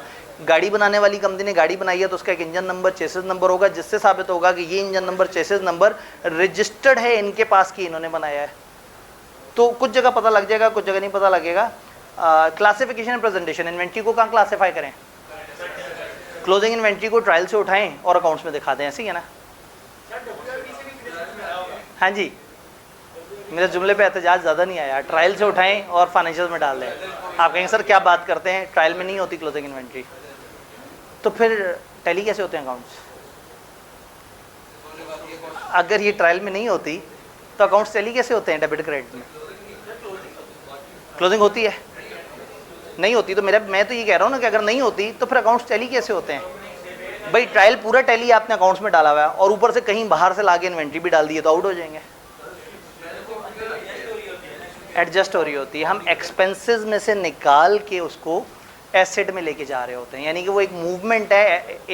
इन वो एक्सपेंसेस में से माइनस एक्सपेंस क्रेडिट हुए और एसेट डेबिट हो गया, तो वो मैचिंग कॉन्सेप्ट को पूरा करने के लिए करते हैं। तो अब हम वो क्लासिफिकेशन बता दें कि हम ये देखेंगे कि फाइनेंशियल में से वो फेस में से वो निकल रही है और निकल के वहाँ पे क्लासीफाई हो रही है, और फिर अगर खुदा ना खास्ता आपके जहन में इसके स्टैंडर्ड की डिस्क्लोजर रिक्वायरमेंट पूरी हो तो लिख दें, लेकिन ज़रा सा भी डाउट हो तो मत लिखें, कह दें IS2 की डिस्क्लोजर रिक्वायरमेंट को हम चेक करेंगे कि सही तरह से है या नहीं है। क्या ये सारी बात समझ आई? तो आज आपको पता लगा कि आपने शुरू वाला टाइम ज़ाया करके कितना नुकसान किया है, कितनी अहम बातें हमारी जो है ना वो बीच में ख़राब हुई हैं। तो अब हमें 10 मिनट की ब्रेक करनी होगी और फिर इकट्ठा होकर 5:45 तक इसमें से कम कोशिश करेंगे कि 2 स्टैंडर्ड हो जाएं, लेकिन एक आध स्टैंडर्ड जो है वो अगर हम मज़ीद ऐड करेंगे तो उसकी क्वालिटी के साथ कुछ बुरा हो जाएगा। अभी आखिरी दिन पे चला जाएगा, तो वो आखिरी दिन जब हमने 2:30 से लेके 7:30, 8, 9 बजे तक पढ़ना था, अब शायद हम रात 10, 11, 12 बजे तक पढ़ना पड़ जाएगा। ठीक है, ठीक है जी। तो ब्रेक पे 10 मिनट बाद, पूरे 10 मिनट बाद इकट्ठे होते हैं। तकरीबन 7 मिनट लेट शुरू हुई, लेकिन असल में जो है वो 7 मिनट नहीं, 7 मिनट भी लेट नहीं हुई थी मेरे ख्याल में, 3-4 मिनट लेट शुरू हुई मेरी तरफ से, लेकिन सामने वाले जो है ना वो क्लास शुरू करने पे तैयार नहीं थे, वो अपनी गैर ज़रूरी कुछ बातें कर रहे थे। चलें जी आते हैं, और अल्टीमेटली समझ आ गया कि वो सारी बातें सिर्फ इस वजह से कर रहे हैं कि वो कुछ खा पी ले। तो जैसे मुझे समझ आया मैंने फ़ौरन से जूस मंगवा के कहा कि भाई ठीक है मैंने तो पढ़ा दे हो। अच्छा जी, सारे माइक पूरे। इन्वेंट्री, हाँ जी, अब हमने समझना ये है कि ऑडिटर जब सब्सटेंटिव प्रोसीजर लगा रहा होता है, इंटरेस्टिंग बात आपको बताऊं, सब्सटेंटिव प्रोसीजर का कोई स्टैंडर्ड ही नहीं है। यानी डेटर के सब्सटेंटिव प्रोसीजर कैसे लगाए जाएंगे, इन्वेंट्री के सब्सटेंटिव प्रोसीजर कैसे लगाए जाएंगे, बैंक के सब्सटेंटिव प्रोसीजर कैसे लगाए जाएंगे, इसका कोई स्टैंडर्ड है ही नहीं, जिसकी वजह से वी हैव अ क्वेश्चन कि हम कुछ भी अपनी तरफ से लिख सकते हैं, अगर वो लॉजिकल है, अगर उससे चीज़ समझ आ रही है तो ओके। आप गूगल पे सर्च करें सब्सटेंटिव प्रोसीजर ऑफ डेटर, आपको 15 अलग तरह के सब्सटेंटिव मिल जाएंगे, सब ढूंढ उन असर्शंस को रहे होंगे, वेरीफाई उन्हीं असर्शन को कर रहे होंगे, अल्फाज का फ़र्क होगा। तो वो मैं आपको ये बता रहा था कि अगर किसी को कुछ ना समझ आए तो कम से कम वो जो वो एक शीट है इसको याद कर लिया जाए, और कम से कम इसके मोटे मोटे प्रोसीजर जो है वो लिख दिए जाए। सिर्फ हवाई बात नहीं करनी, जो मेरी किताब आप लोगों से शेयर हुई हुई है उस किताब में इन मैक्सिमम एरियाज़ के टेबल्स बने हुए हैं जिसमें अजर्शन बाय अजर्शन प्रोसीजर दिए हुए हैं। मैं ये नहीं कह रहा कि उस किताब को पढ़ के रट्टा मार लें, आप एक एरिया ओपन करें और सोचें कि आपके दिमाग में क्या प्रोसीजर आते हैं, फिर देखें किताब में क्या है। उम्मीद है वो 70-80% मैच कर रहे होंगे। एक रीडिंग ज़िंदगी में बस उसकी दे दें ताकि ये हौसला हो जाए कि मेरा दिमाग किताब से मिलते जुलते फ्रेमवर्क पे काम कर रहा है। तो जब आपका ये हौसला हो जाए तो फिर आपको उसको याद करने की, देखने की भी ज़रूरत नहीं है, आप हमेशा खुद से बना सकते हैं। सब्सटेंटिव प्रोसीजर पे जब स्टैंडर्ड नहीं है तो आप इसमें जो मर्ज़ी अल्फाज इस्तेमाल करें, जो मर्ज़ी तरीका, जो मर्ज़ी तरतीब इस्तेमाल करें, आई के अपने आपको नहीं रोकना। लेकिन 3 स्टैंडर्ड्स हैं जो सब्सटेंटिव प्रोसीजर्स को सपोर्ट करते हैं। 501 ISA 501 जो स्टैंडर्ड को हम पढ़ने जा रहे हैं, दैट इज़ फिजिकल इन्वेंट्री।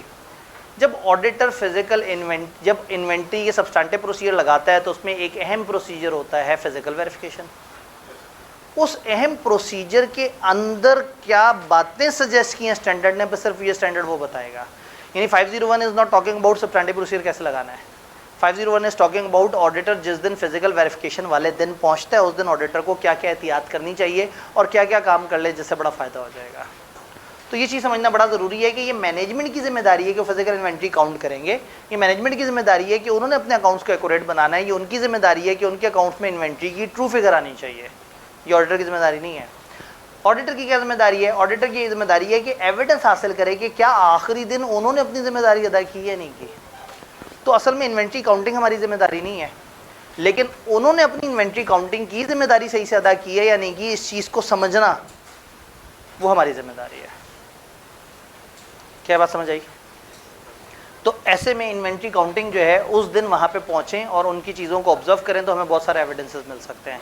सवाल ये है कि इन्वेंट्री काउंटिंग क्यों की जाती है इन्वेंट्री काउंटिंग, यानी कि ऑडिटर को साइड पे रख दें, मैनेजमेंट वाले क्यों काउंट करते होंगे इन्वेंट्री, किसी भी कंपनी वाले, मेट्रो वाले अपनी इन्वेंट्री क्यों गिनते होंगे, किसी यूटिलिटी स्टोर वाले अपनी इन्वेंट्री क्यों गिनते होंगे?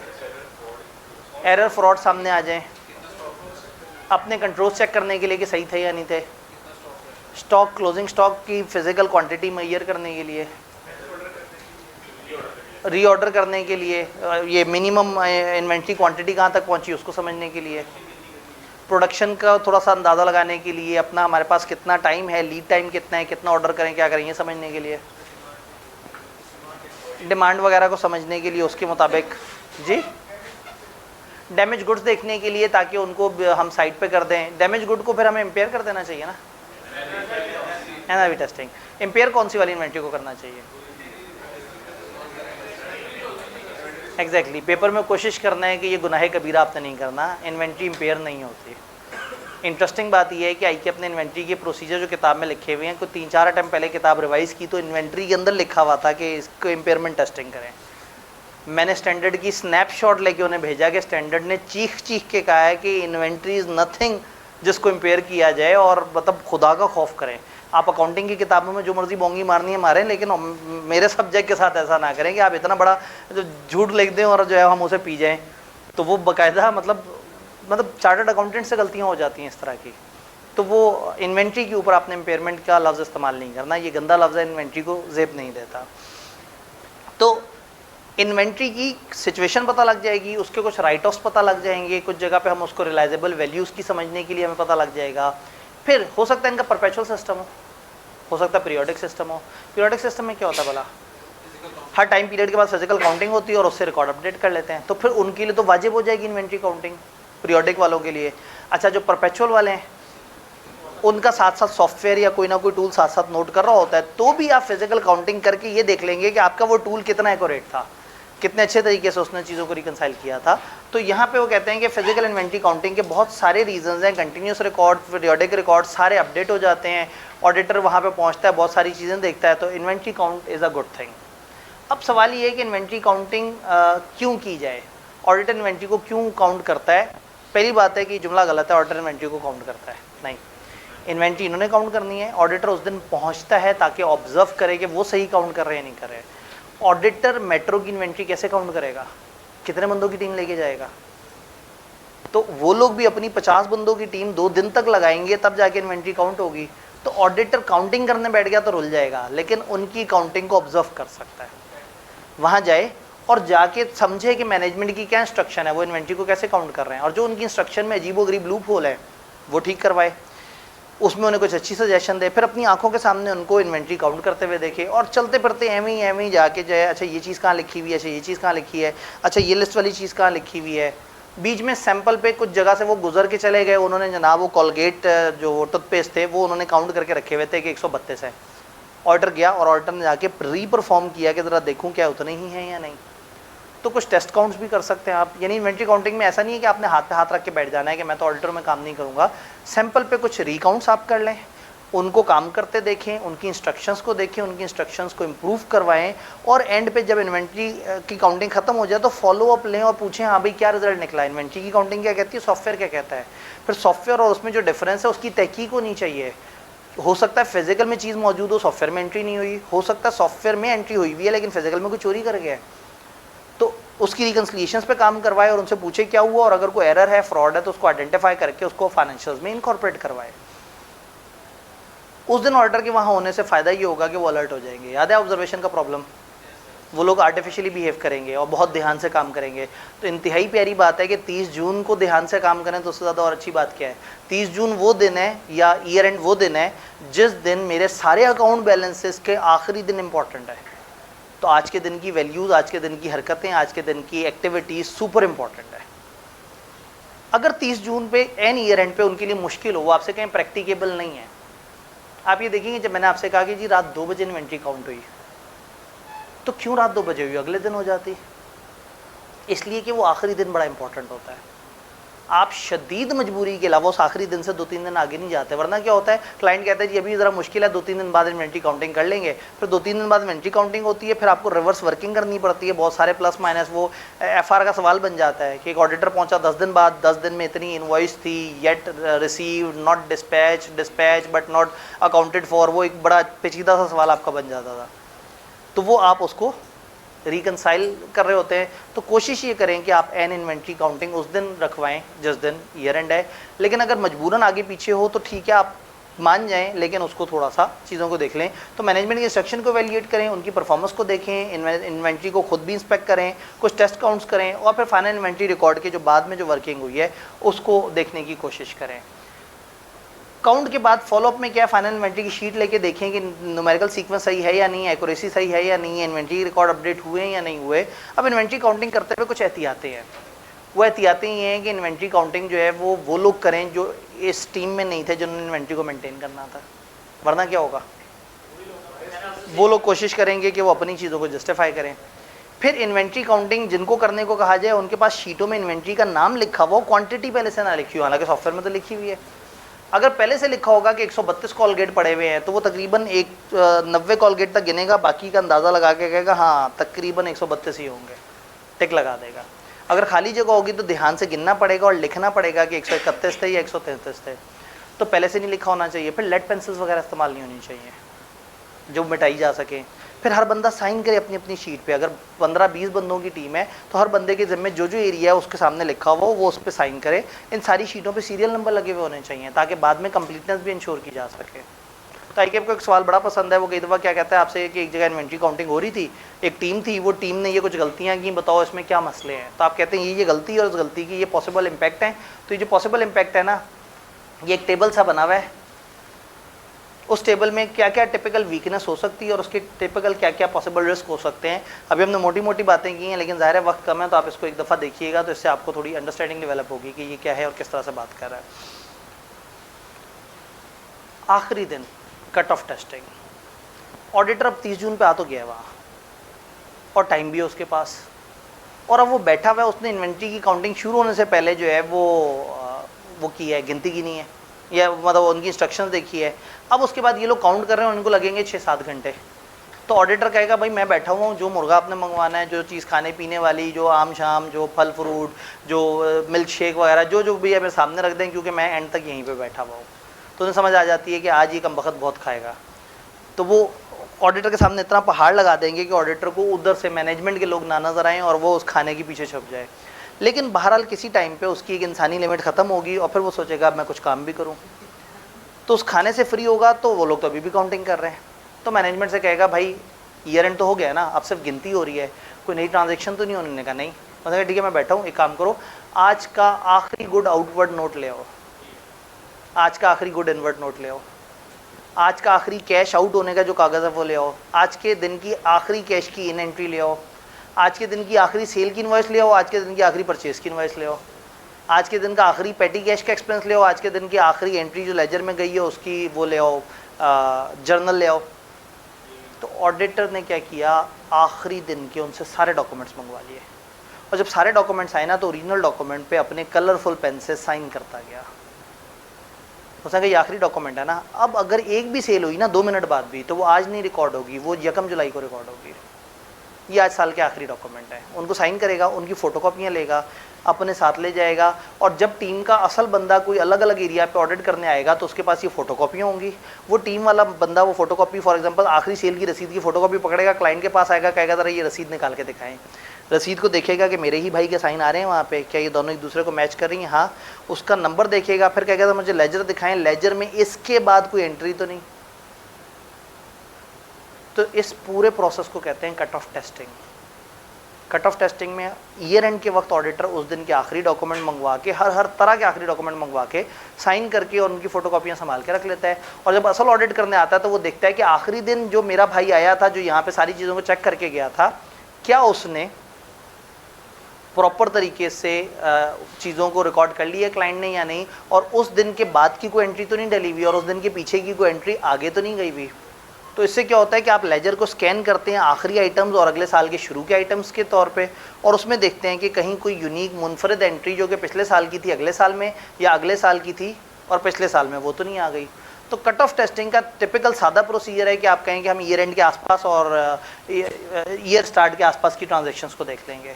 लेकिन अगर कभी कुछ ना हो लिखने को, वैल्यूएशन वगैरह में भी आप खुश हो गए हो, आप सोच रहे हो कि मेरे पास तो कुछ भी नहीं है बताने को, तो आप कट ऑफ टेस्टिंग की पूरी प्रोसेस बता दें कि हम उनसे सारे डॉक्यूमेंट्स मांगेंगे और उन डॉक्यूमेंट्स पे देखेंगे कि कब से कब तक हैं, और फिर वो हमारे वो जो बाद वाले भाई ने आके वेरीफाई करना है वो सारी बातें लिख दें। तो ये कट ऑफ टेस्टिंग है। कट ऑफ अजर्शन देखने में सबसे अजीब सी अजर्शन लगती है, मुश्किल सी लगती है कि समझ नहीं आता ये क्या कहना चाह रहे हैं, बट इसका एक टिपिकल प्रोसीजर है जो आप हमेशा पेपर में लिख सकते हैं, दैट इज़ ईयर एंड वाले दिन कट ऑफ टेस्टिंग, याद रहेगा। तो that was all about inventory. Inventory में मैंने कहा ये वाली शीट इंपॉर्टेंट है कि कौन कौन सी टिपिकल गलतियाँ हो सकती हैं। वो प्री नंबर ना करें शायद काउंट शीट को, तो इससे ट्वाइस काउंटिंग या कोई लॉस का खदशा हो सकता है। वो क्वांटिटी पहले से लिख दें, इससे खदशा ये होगा कि लोग पहले से ही एक्सपेक्ट करेंगे कि क्या होना चाहिए। पेंसिल यूज़ करें तो हम कहेंगे नहीं जी इनको इरेज आराम से किया जा सकता है। स्टोर का ही स्टाफ यूज़ हुआ है, हम कहेंगे नहीं जी वो तो सेल्फ इंटरेस्ट होगा, वो कोशिश करेंगे उतनी इन्वेंट्री बताएं।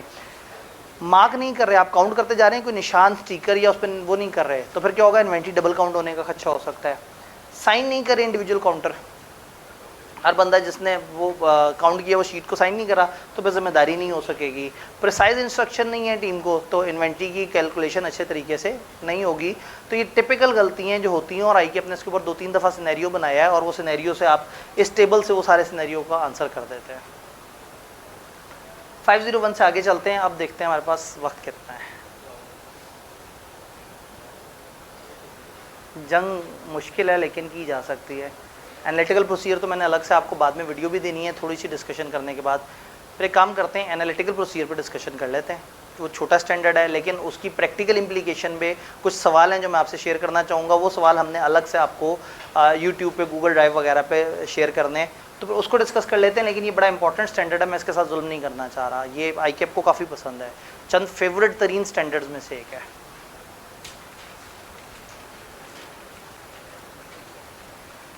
यानी जब भी आप कभी सबस्टैंडर्ड प्रोसीजर के सवाल देखते हैं ना कि ओहो 45-50 सवाल हैं, तो पता लगता है वो इसके 30 सवाल होते हैं और बाकी सारे मिला जुला के होते हैं।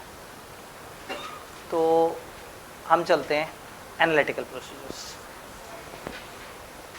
Analytical procedure basically mathematical procedures होते हैं। जब आप चीज़ों के दरमियान एक लिंक आइडेंटिफाई करते हैं तो आप एनालिटिकल प्रोसीजर्स लगा लेते हैं। जैसे एक भाई ने कहा कि सर अब तो बात अरबों में चली जाएगी। अभी भाई के दिमाग में शायद है कि शायद को 5 करोड़ बच्चे पढ़ रहे होंगे और शायद को 27 लाख रुपए पर बच्चा फीस होगी, और जब उसको आपस में मल्टीप्लाई करेंगे तो गेम इतने 100 अरब पे पहुंची हुई होगी, और उसमें से इतने खरब के खर्चे माइनस करने के बाद सर को 23 अरब का लॉस हुआ होगा। लॉस तक तो पहुंचाना है ना हमारा, जो है ना। 25,000 फीस रखी है, किसने कहा 20,000 फीस है? असल में हम 20,000 रखें तो सारे इर्द गिर्द वाले वो कहते हैं जी आप रेट क्यों ख़राब कर रहे हैं, तो हम 25 दिखा के 20 मांग रहे हैं, ईजी ले रहे हैं। पिछले सेशन में भी 20 फीस थी, हालांकि उस वक्त भी कितनी इन्फ्लेशन हुई थी और उसके बाद भी, तो अभी भी 20 ही वो है। पिछले सेशन में, असल में पिछले सेशन में आपको एक सुपर डिस्काउंट मिल गया था कैंपस इनॉग्रेशन वाला, वो तो एक्स्ट्रा ही लूट हो गया था। पहली दफ़ा वो करना था, वो हर दफ़ा इतनी ज़्यादा जज्बाती थोड़ी होते हैं। तो इस दफ़ा वो एक नेचुरली उसको वो करके और दोबारा 20,000 पे वापस ले आए। वो जी नहीं, जैसे शहबाज शरीफ समरी पे दस्तखत करते हुए रो पड़ता है, तो वो समरी पे दस्तखत करते हुए आंखों में आंसू आ गए। मैंने कहा 20,000 से ऊपर नहीं जानी चाहिए। ऑनलाइन प्लस भाई कॉलेज फिजिकल का 22,000 ले रहे हैं, खाली फिजिकल का। हम उसमें फिजिकल में ऑनलाइन ऐड करते हैं, फिर किताब ऐड करते हैं और हम 20,000 में दे रहे हैं। को खुदा का खौफ करें, मतलब और क्या करना है आपने जी। और वो लाइव क्लास भी रिले हो रही होगी उनमें से मैक्सिमम तब, और ये तो उधर से भी कम हो गई जिधर की आप बात कर रहे हैं, जहाँ 22,000 में एडमिशन होता था। वो तो जो बार्गेन है वो तो एक अलग चक्कर है ना, वो तो लड़ाई झगड़े तो आपके चल रहे होते हैं फ्रंट ऑफिसर से। खैर वापस से जाते हैं एनालिटिकल प्रोसीजर, ज़रा दामने वक्त में आज अब गुंजाइश थोड़ी सी कम है, ये फटा उस वक्त करना था। अच्छा जी, एनालिटिकल प्रोसीजर में हम एनालिसिस करते हैं प्लॉजिबल रिलेशनशिप का। चीज़ों के आपस में एक लिंक है। जैसे वही वाली बात है कि अगर मैं आपसे कहूँ कि जी किसी भी टाइम पे आप हमारा ऑडिट करने आए और मैं कहूँ हमारा रेवेन्यू है 27 लाख, आप कहेंगे सर क्या बात करते हैं, इतने बच्चे मल्टीप्लाई बाय इतना, मल्टीप्लाई बाय ऐसे, मल्टीप्लाई बाय ऐसे, यूं करके, और आप कहेंगे सर इतना करोड़ होना चाहिए। तो आपने क्या बात कर दी? तो ये जो आपने वेरिफिकेशन की है, ये जो आपने अंदाज़ा लगाया, ये एनालिटिकल प्रोसीजर है। क्योंकि आपने अंदाज़ा लगाया कि इतने बच्चे और इतनी फीस को आपस में यूं करके मल्टीप्लाई करके, और भूल जाएं कि खर्चे भी होते हैं, तो कॉलेज अरबों रुपए कमा लेता होगा या करोड़ों रुपए। तो ये एनालिटिकल प्रोसीजर है जिसमें आपने एनालिटिकल रीजनिंग की है। तो जब भी आप मैथमेटिकल रीजनिंग करते हैं, क्लाइंट कहता है कि जी हमारी एक अदर इनकम है, हमने एक बिल्डिंग किराए पे दी हुई है, उस बिल्डिंग में इतने कमरे और उसका इतना किराया है, तो आप कहते हैं अच्छा इतने कमरे होंगे, इतना किराया होगा, मल्टीप्लाई बाय ऐसे करेंगे तो ऐसे करके इस तरह का कोई जवाब निकलेगा। तो एनालिटिकल प्रोसीजर में बेसिकली आप डिफरेंट चीज़ों को आपस में मल्टीप्लाई करके उनके डिफरेंट रिलेशंस को एक्सप्लॉइट कर रहे होते हैं कि अगर बिल्डिंग में 100 कमरे हैं और 12 महीने तक किराए पे चढ़े रहे हैं, 100 के 100 कमरे, और एक कमरे का किराया अगर 5000 है, तो इसका मतलब 6 मिलियन के आसपास होना चाहिए। 100 कमरे अगर 12 महीने तक किराए पे चढ़े रहते हैं तो 12 दफ़ा किराया देते होंगे हर कमरे वाले, और कमरे कितने हैं? 100, तो सैम्पलिंग यूनिट होंगे 1200। 100 किराएदार और हर किराएदार 12 दफ़ा किराया दे रहा है, तो 12 रसीदें पर किराएदार, और किराएदार कितने हैं? 100। तो 1200 रसीदें हैं उस टोटल पॉपुलेशन में। मैं इस पॉपुलेशन का 30% भी वेरीफाई कर लूँ ना, तो भी मैं 100% तक तो नहीं पहुंचा, और 30% में भी मैं 300 प्लस पे चला जाऊंगा रसीदों पे। तो इसका मतलब क्या हुआ कि शायद मैं टेस्ट ऑफ डिटेल्स लगा के भी मैं 100% तक ना पहुंच सकूं। मैं शायद 360 रसीदों में देख लूंगा कि सही बंदा था, सही पैसे थे, बैंक में था फलाना, तो भी मैं इन 360 रसीदों को देखने के बाद भी 6 मिलियन के अमाउंट को वेरीफाई नहीं कर सकता। लेकिन अगर मैं मैथमेटिकली एक अमाउंट बनाऊं और फिर उनसे पूछूं हाँ भाई आपके पास रिकॉर्डेड अमाउंट क्या है, आपके अकाउंट्स में क्या आ रही है, उन्होंने कहा जी 5.98 मिलियन। मैंने कहा कितना फ़र्क है? 20,000। ठीक है, सही है, एक आध महीना ऊपर नीचे कहीं हो गया होगा, किसी का किराया कम ज़्यादा आ गया होगा, अब इसमें क्या टेंशन। लेकिन अगर ये मैं 6 मिलियन तक पहुँचता और आप जो है वो बात करते 2 मिलियन की, ये ऐसी है जैसे आप कई अरब पे पहुँचे हुए, मैं कई लाख पे खड़ा हुआ हूँ, तो आप कह रहे हैं सर इतना जुल्म नहीं हो सकता, कोई दरमियान में है, आप कोई करोड़ छोड़ो होके तक तो पहुँचे, आप जो है बिल्कुल पेटियों पर चल रहे हैं। ठीक है, पता नहीं अरब को क्या कहते हैं, मतलब करोड़ को तो खोखा कहते हैं, अरब को फिर 100 खोखे कह देते होंगे। हाँ, अरब तो है ही नहीं ना, उनकी गिनती में तो है ही नहीं इंडियंस की, उनकी तो गिनती करोड़ पे ख़त्म हो जाती है, तो उनको हर अमाउंट बतानी पड़ती है, 32,000 करोड़, 45,000 करोड़। हमारे करप्शन ज़्यादा होती है तो हम अरब खरब तक चले जाते हैं। तो ये मैथमेटिकल रीजनिंग है। ये मैथमेटिकल रीजनिंग रेशियो एनालिसिस में भी हो सकती है। फॉर एग्जाम्पल, आपको पता है कि इस क्लाइंट का जीपी इतना ही होता है, जीपी 30% होता है, आपको उस क्लाइंट की सेल पता लगी तो आप रफली एस्टिमेट करेंगे कि इनकी कॉस्ट ऑफ सेल कितनी होनी चाहिए। ये एनालिटिकल प्रोसीजर। तो एनालिटिकल प्रोसीजर इज समथिंग कि आप एक अंदाज़ा लगाते हैं, कोई रेशियो एनालिसिस करते हैं या रिलेटेड आइटम्स को आपस में मैच करके एक एक्सपेक्टेशन डेवलप करते हैं, उस एक्सपेक्टेशन को रिकॉर्डेड अमाउंट से जो इन्होंने लिखी होती है मैच करते हैं, और जो डिफरेंस है उस पर बहस करते हैं। ये ऐसे ही है जैसे मैंने टी अकाउंट बनाया, ओपनिंग इतना था, सेल इतनी हुई, परचेज इतनी हुई, इतना वापस हुआ, तो क्लोजिंग इतना होना चाहिए। ये मेरा एनालिटिकल प्रोसीजर है। मैंने एक एक्सपेक्टेशन डेवलप की है मैथमेटिकल। इस मैथमेटिकल एक्सपेक्टेशन को मैं उनकी असल रिकॉर्डेड अमाउंट से मैच करूंगा और फिर पता लगेगा कि वो कितना दूर है। अगर वो मेरे से करीब हैं तो मुझे खुशी होगी कि यस लॉजिकली मुझे चीज़ समझ आ रही है। बात समझ आई? एनालिटिकल प्रोसीजर डिफरेंट जगह पे यूज़ होते हैं। इस स्लाइड की तरफ बाद में आते हैं। एनालिटिकल प्रोसीजर क्या है? Evaluation of financial information through analysis of plausible होता है possible relationship among both financial and non financial data. बहुत सारा ऐसा एनालिसिस होता है जिसमें रेशियोज और इस तरह के ईयर्स, उसको कंपेयर करना। आपको 2 ईयर्स का डाटा दे दिया जाए, आप दोनों को कंपेयर करके अंदाज़ा लगाते हैं कि इस दफ़ा सेल में कुछ गड़बड़ लग रही है, इस दफ़ा टैक्स की फिगर में कोई गड़बड़ लग रही है। पिछले 3 साल से टैक्स की अमाउंट को आप प्रॉफिट पे डिवाइड करते थे, जवाब आता था 31%। इस दफ़ा आप डिवाइड कर रहे हैं, जवाब आ रहा है 27%। तो आप एकदम से अलर्ट हो जाएंगे कि या तो टैक्स का रेट चेंज हो गया, या कोई गड़बड़ हुई है, या फिर वो डेफर टैक्स टाइप की कोई, मतलब there must be a good reason against it. फिर आप उस रीज़न के पीछे पड़ेंगे कि ये फ्लक्चुएशन क्यों आई है इस तरह से। तो एनालिटिकल प्रोसीजर से आप मैथमेटिकली बहुत सारी चीज़ों को वेरीफाई करते हैं। अब वो 19,600 बोरियाँ आपको लगता है फिर मैंने पूरी की नहीं होंगी। मैंने एक दफ़ा समझा कि उनकी हीप्स किस तरह से बने हुए बोरियों के, उसमें अरिथमेटिक प्रोग्रेशन का फार्मूला लगाया कि नीचे इतनी बोरियां, हर अगले लेवल पे इतनी इतनी बोरियां कम होती जा रही हैं। एक हीप को जाके अच्छी तरह से रैंडमली पूरा वेरीफाई कर लिया कि नीचे तक उतनी ही बोरियां हैं। फिर उस पिरामिड की कैलकुलेशन को समझा और उसको उतने हीप से मल्टीप्लाई किया, और जो कम वो थे उनके ऊपर जाके काम करके तो मैं 19,600 के कोई 5-6 बोरियों के डिफरेंस पे आ गया। मैंने कहा इतनी गर्मी में इतना बहुत है, मतलब ये 5 बोरियां रख लें कोई बात नहीं है, डायरेक्टर ले जाए अपने घर, खैर है, इतने की खैर है, मेरी मेटीरियलिटी बहुत ऊपर है। इस टाइम पे ना कोई 100 बोरियां भी उठा देगा तो खैर है, मैं इससे ज़्यादा गर्मी बर्दाश्त नहीं हो सकती। तो दैट इज़ एनालिटिकल प्रोसीजर में आप मैथमेटिकल अपना माइंड लेके आते हैं। तो ऑडिटर बड़ा सियाना होता है और वो इस तरह की चीज़ें करके उसमें से ढूंढने की कोशिश करता है। तो इसमें कंपैरिजन भी होते हैं, यहाँ किताब आपसे कहती है कि कंपेयर भी करें, आप पास्ट को भी कंपेयर कर सकते हैं, प्रेजेंट को भी। और अचानक से किताब ने जब रेशो का जिक्र किया तो उन्हें लगा शायद इन बच्चों को रेशो का पता ही नहीं है, तो किताब ने उठा के रेशोज पेस्ट कर दी।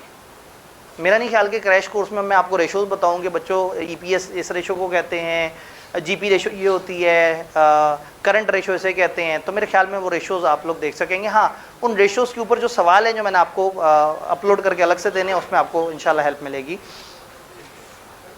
ये सफ़ा सबसे काम का है। एनालिटिकल प्रोसीजर सब्सटेंटिव प्रोसीजर के तौर पर जब होते हैं तो क्या चीज़ है, सबसे पहले आपने देखना है सूटेबिलिटी, एनालिटिकल प्रोसीजर्स की सूटेबिलिटी। यानी कि आप कहें सर आपके इदारे की इनकम बहुत ज़्यादा है, मैंने कहा कैसे, सर कमरे में 3 पंखे लगे हुए हैं। मैं कहूँ यार कमरे के 3 पंखों का मतलब इदारे की इनकम से, तुम कहते हैं कॉलेज में बच्चे ज़्यादा आए हुए हैं या इस तरह से, तो समझ भी आता है। हर चीज़ से लिंक नहीं होती। यानी कि सेल का सेलिंग एक्सपेंस से ताल्लुक़ हो सकता है, सेल्स के साथ मार्केटिंग एक्सपेंस का भी ताल्लुक़ हो सकता है, लेकिन मार्केटिंग एक्सपेंस का नॉन करंट एसेट से शायद ताल्लुक़ ना हो। तो हर चीज़ को हर चीज़ से नहीं जोड़ना, आपने जो कनेक्टेड चीज़ें उनको देखना है। तो सबसे पहले देखना है सूटेबिलिटी ऑफ प्रोसीजर, कि एनालिटिकल प्रोसीजर लग भी रहा है या नहीं। देन एक एक्सपेक्टेशन डेवलप करनी है जो भी रेशो या अमाउंट तक आप पहुँच रहे हैं। फिर आपने देखना है कि ये एक्सपेक्टेशन सफिशिएंटली प्रिसाइज है। एक रफ कैलकुलेशन है भाई, हर दफ़ा इनका GP 30% होता है, तो मैंने इस दफ़ा अंदाज़ा लगा लिया, ये रफ अंदाज़ा है। और एक ये है कि मुझे पता लगा इनका साल के शुरू में एक लोन था, उस लोन पे 12% इंटरेस्ट रेट था, मैंने लोन पकड़ा, उसको 12% से मल्टीप्लाई किया, पूरे साल से मल्टीप्लाई किया, साल में कुछ प्लस माइनस हुआ। अब मैं इतनी एक्यूरेट जगह पे आ गया हूँ कि डेसिमल का फ़र्क भी नहीं आना चाहिए, क्योंकि ये सफिशिएंटली प्रिसाइज है। और अगर मैंने रफ एस्टीमेट लगाया, जैसे ये भाई कई अरब तक पहुँच गए, तो इतने रफ एस्टीमेट के बाद जो है वो अगर असल वाले से डिफरेंस बहुत ज़्यादा नज़र आए तो इसका मतलब है कि आपने बहुत ही रफ एस्टीमेट। तो ये देखना है कि मेरी एक्सपेक्टेशन कितनी सफिशिएंटली प्रिसाइज है। बहुत ज़्यादा सफिशिएंटली प्रिसाइज है तो मैं ज़्यादा डिबेट करूँगा, और अगर मैंने रैंडम वो किया है तो शायद उतना डिबेट नहीं बनती। डाटा कितने टुकड़ों में है, डिसएग्रीगेटेड कितना है। फॉर एग्जाम्पल आप क्या करते हैं, आप कहते हैं जी ये इतने बच्चे पकड़े, इसको इस रेट से मल्टीप्लाई किया और ये जवाब निकल आया। मैं कहूँगा मेरे से डाटा तो पूरा पूछो। 40% से ज़्यादा बच्चों ने कभी भी लिस्ट प्राइस के बाद डिस्काउंट प्राइस से मज़ीद डिस्काउंट के बाद भी जो नॉर्मल प्राइस है उतनी भी नहीं दी, चूँकि उनको प्रॉब्लम है। उन्होंने एप्लीकेशन दी, उन्होंने कहा हमारा ऐसे इस तरह से मसला है। तो फिर मैं आपको बताऊं जी 40% ने इस रेट पे पढ़ा। अच्छा, इतने जो थे उनमें से इतनों ने प्री में पढ़ा, इतनों ने पोस्ट में पढ़ा, इतनों ने फ्रीज़ करा लिया, इतनों ने फ्रीज़ नहीं कराया। अब ऑडिट की क्लास में पहले दिन 250 बच्चा था एनरोल्ड, रिजल्ट आने पर बच्चे भाग जाते हैं, और रिजल्ट आने से पहले रमज़ान की वजह से भागे हुए थे, और रमज़ान ईद के बाद रिजल्ट की वजह से, क्योंकि ऑडिट एंड वाला पेपर है।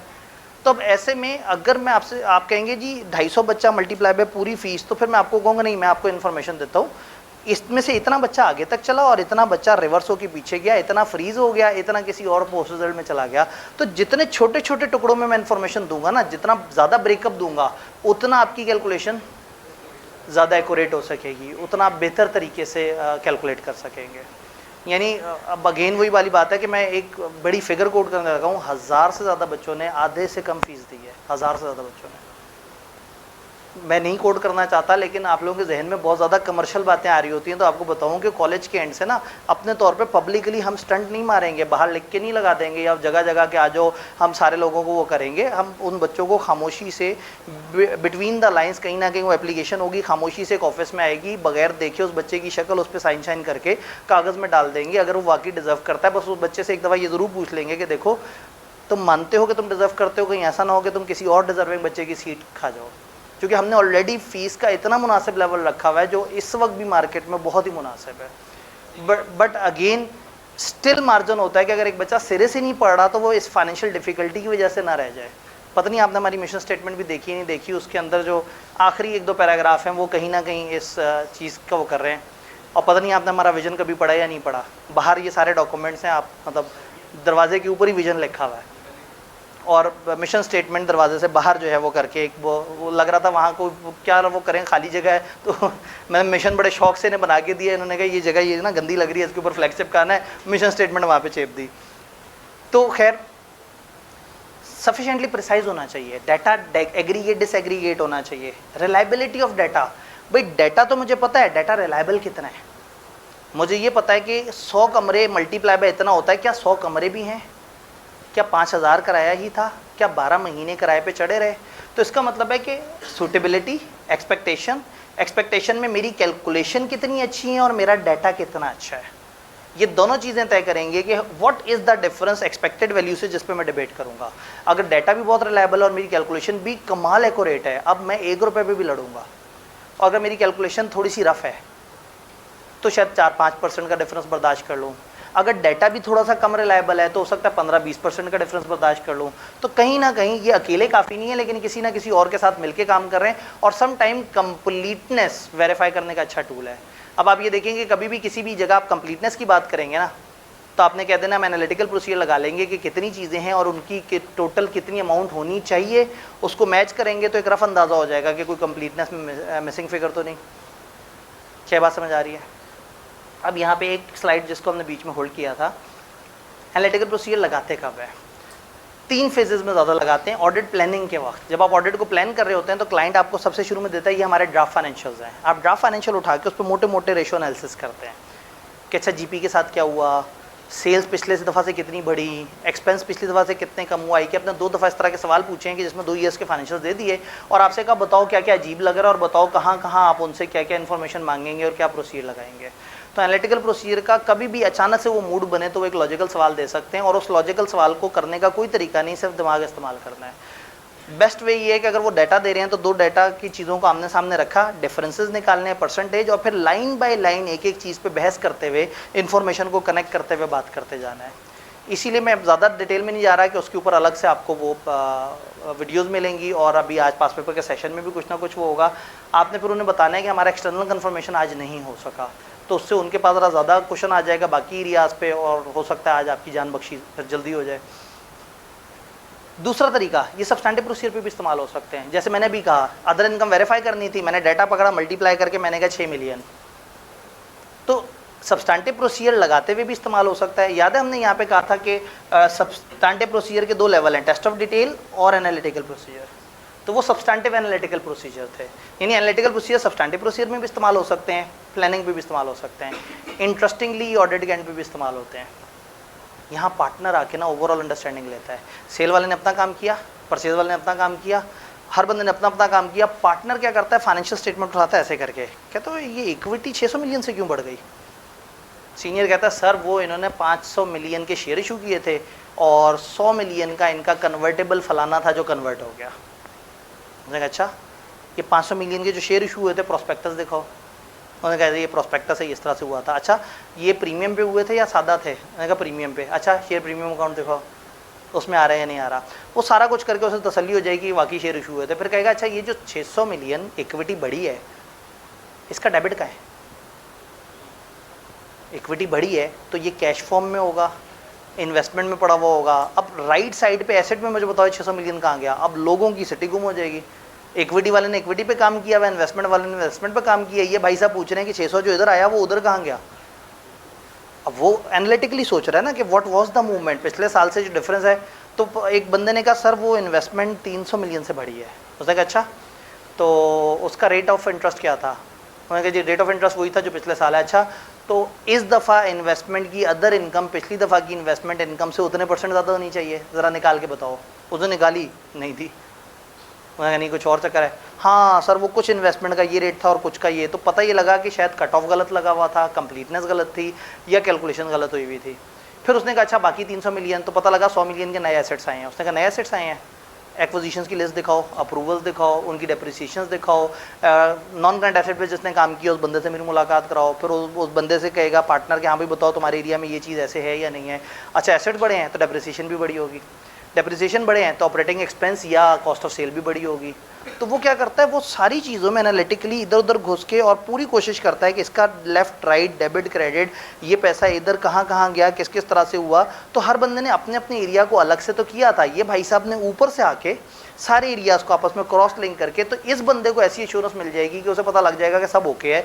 तो क्लाइंट एक एरिया में फ्रॉड करेगा, दूसरे एरिया में इम्पैक्ट डालना शायद भूल जाए। जब ये ऊपर से इस तरह से देखेगा ना कि डेबिट और क्रेडिट कहाँ गए, तो ये वो फेज़ है जिसको हम कहते हैं कि at end of audit, overall review of audit करते हुए ऑडिटर को असेस करता है, वो ओवरऑल कंक्लूजन देते हुए उसे समझ आ जाता है कि फाइनेंशियल्स ठीक लग रहे हैं या नहीं लग रहे। ये सारी है सिर्फ थ्योरेटिकल डिस्कशन अबाउट 520। न्यूमेरिकली एक ऐसी चीज़ है कि कभी भी इस पर एक न्यूमेरिकल सा आ सकता है कि एक सिचुएशन है, उसमें डाटा दिया हुआ और आपसे कहें कि बताओ डाटा में अजीब सी बात क्या लग रही है और इस डाटा पे आप क्या क्या काम करेंगे। तो वो वीडियोस जिसका मैं तस्करा कर रहा हूँ वो आपके पास से बैड हो जाएंगी, तो आपको मुख्तलिफ सवालों को देख के उसके ऊपर तबसरा करने का थोड़ा सा एक मार्जिन मिल जाएगा। जो मिस हो गया हमारा आप लोगों के एक जूस की मोहब्बत में, या शायद आप टाइम बस गुजारना चाह रहे थे, वो स्टैंडर्ड अब हम अपने आखिरी दिन पे इंशाल्लाह टाला डालेंगे। तो वो आखिरी दिन की लेंथ अब मज़ीद बढ़ जाएगी और उसमें मैं कसूरवार नहीं होऊंगा। आखिरी दिन हमारा स्टार्ट भी 2:30 बजे हो रहा है, पता है 2:30 बजे, और एंड पता नहीं कब हो रहा है। हाँ फ्राइडे है ना, जुम्मे के फ़ौरन बाद हम क्लास शुरू कर लें, कमाल, और वो ख़त्म ही ना करें, ठीक है। तो ये फ्राइडे वाला दिन जो है ना हमारा काफ़ी तकलीफ दे, फ्राइडे आप लोगों पे भारी गुजरेगा, जैसे हुकूमत भी नहीं भारी गुजरता। तो इंशाल्लाह ताला मिलते हैं कल। हम अपना जो अगला वाला टारगेट है उसे कंप्लीट करते हैं, टेस्ट ऑफ कंट्रोल और कंट्रोल वाला जो चैप्टर है, यानी कि कल हम सिर्फ कंट्रोल्स पे बात कर रहे होंगे इंशाल्लाह ताला। आज वाले को कल नहीं मिक्स करेंगे, और फिर लास्ट डे पे चैप्टर 3, और फिर जब टाइम मिलेगा तो ये एक्सटर्नल कंफर्मेशन, और फिर लास्ट डे की सारी वर्किंग के अगले एक महीने पढ़ना कैसे है, काम किस तरह से करना है, चीज़ों को कैसे लिंक करना है, तो इंशाल्लाह ताला उस पर अब वही 10 मिनट बाद इंशाल्लाह फिर आपकी क्लास, ये टीम उन्हें बता दें कि 10 मिनट बाद जो है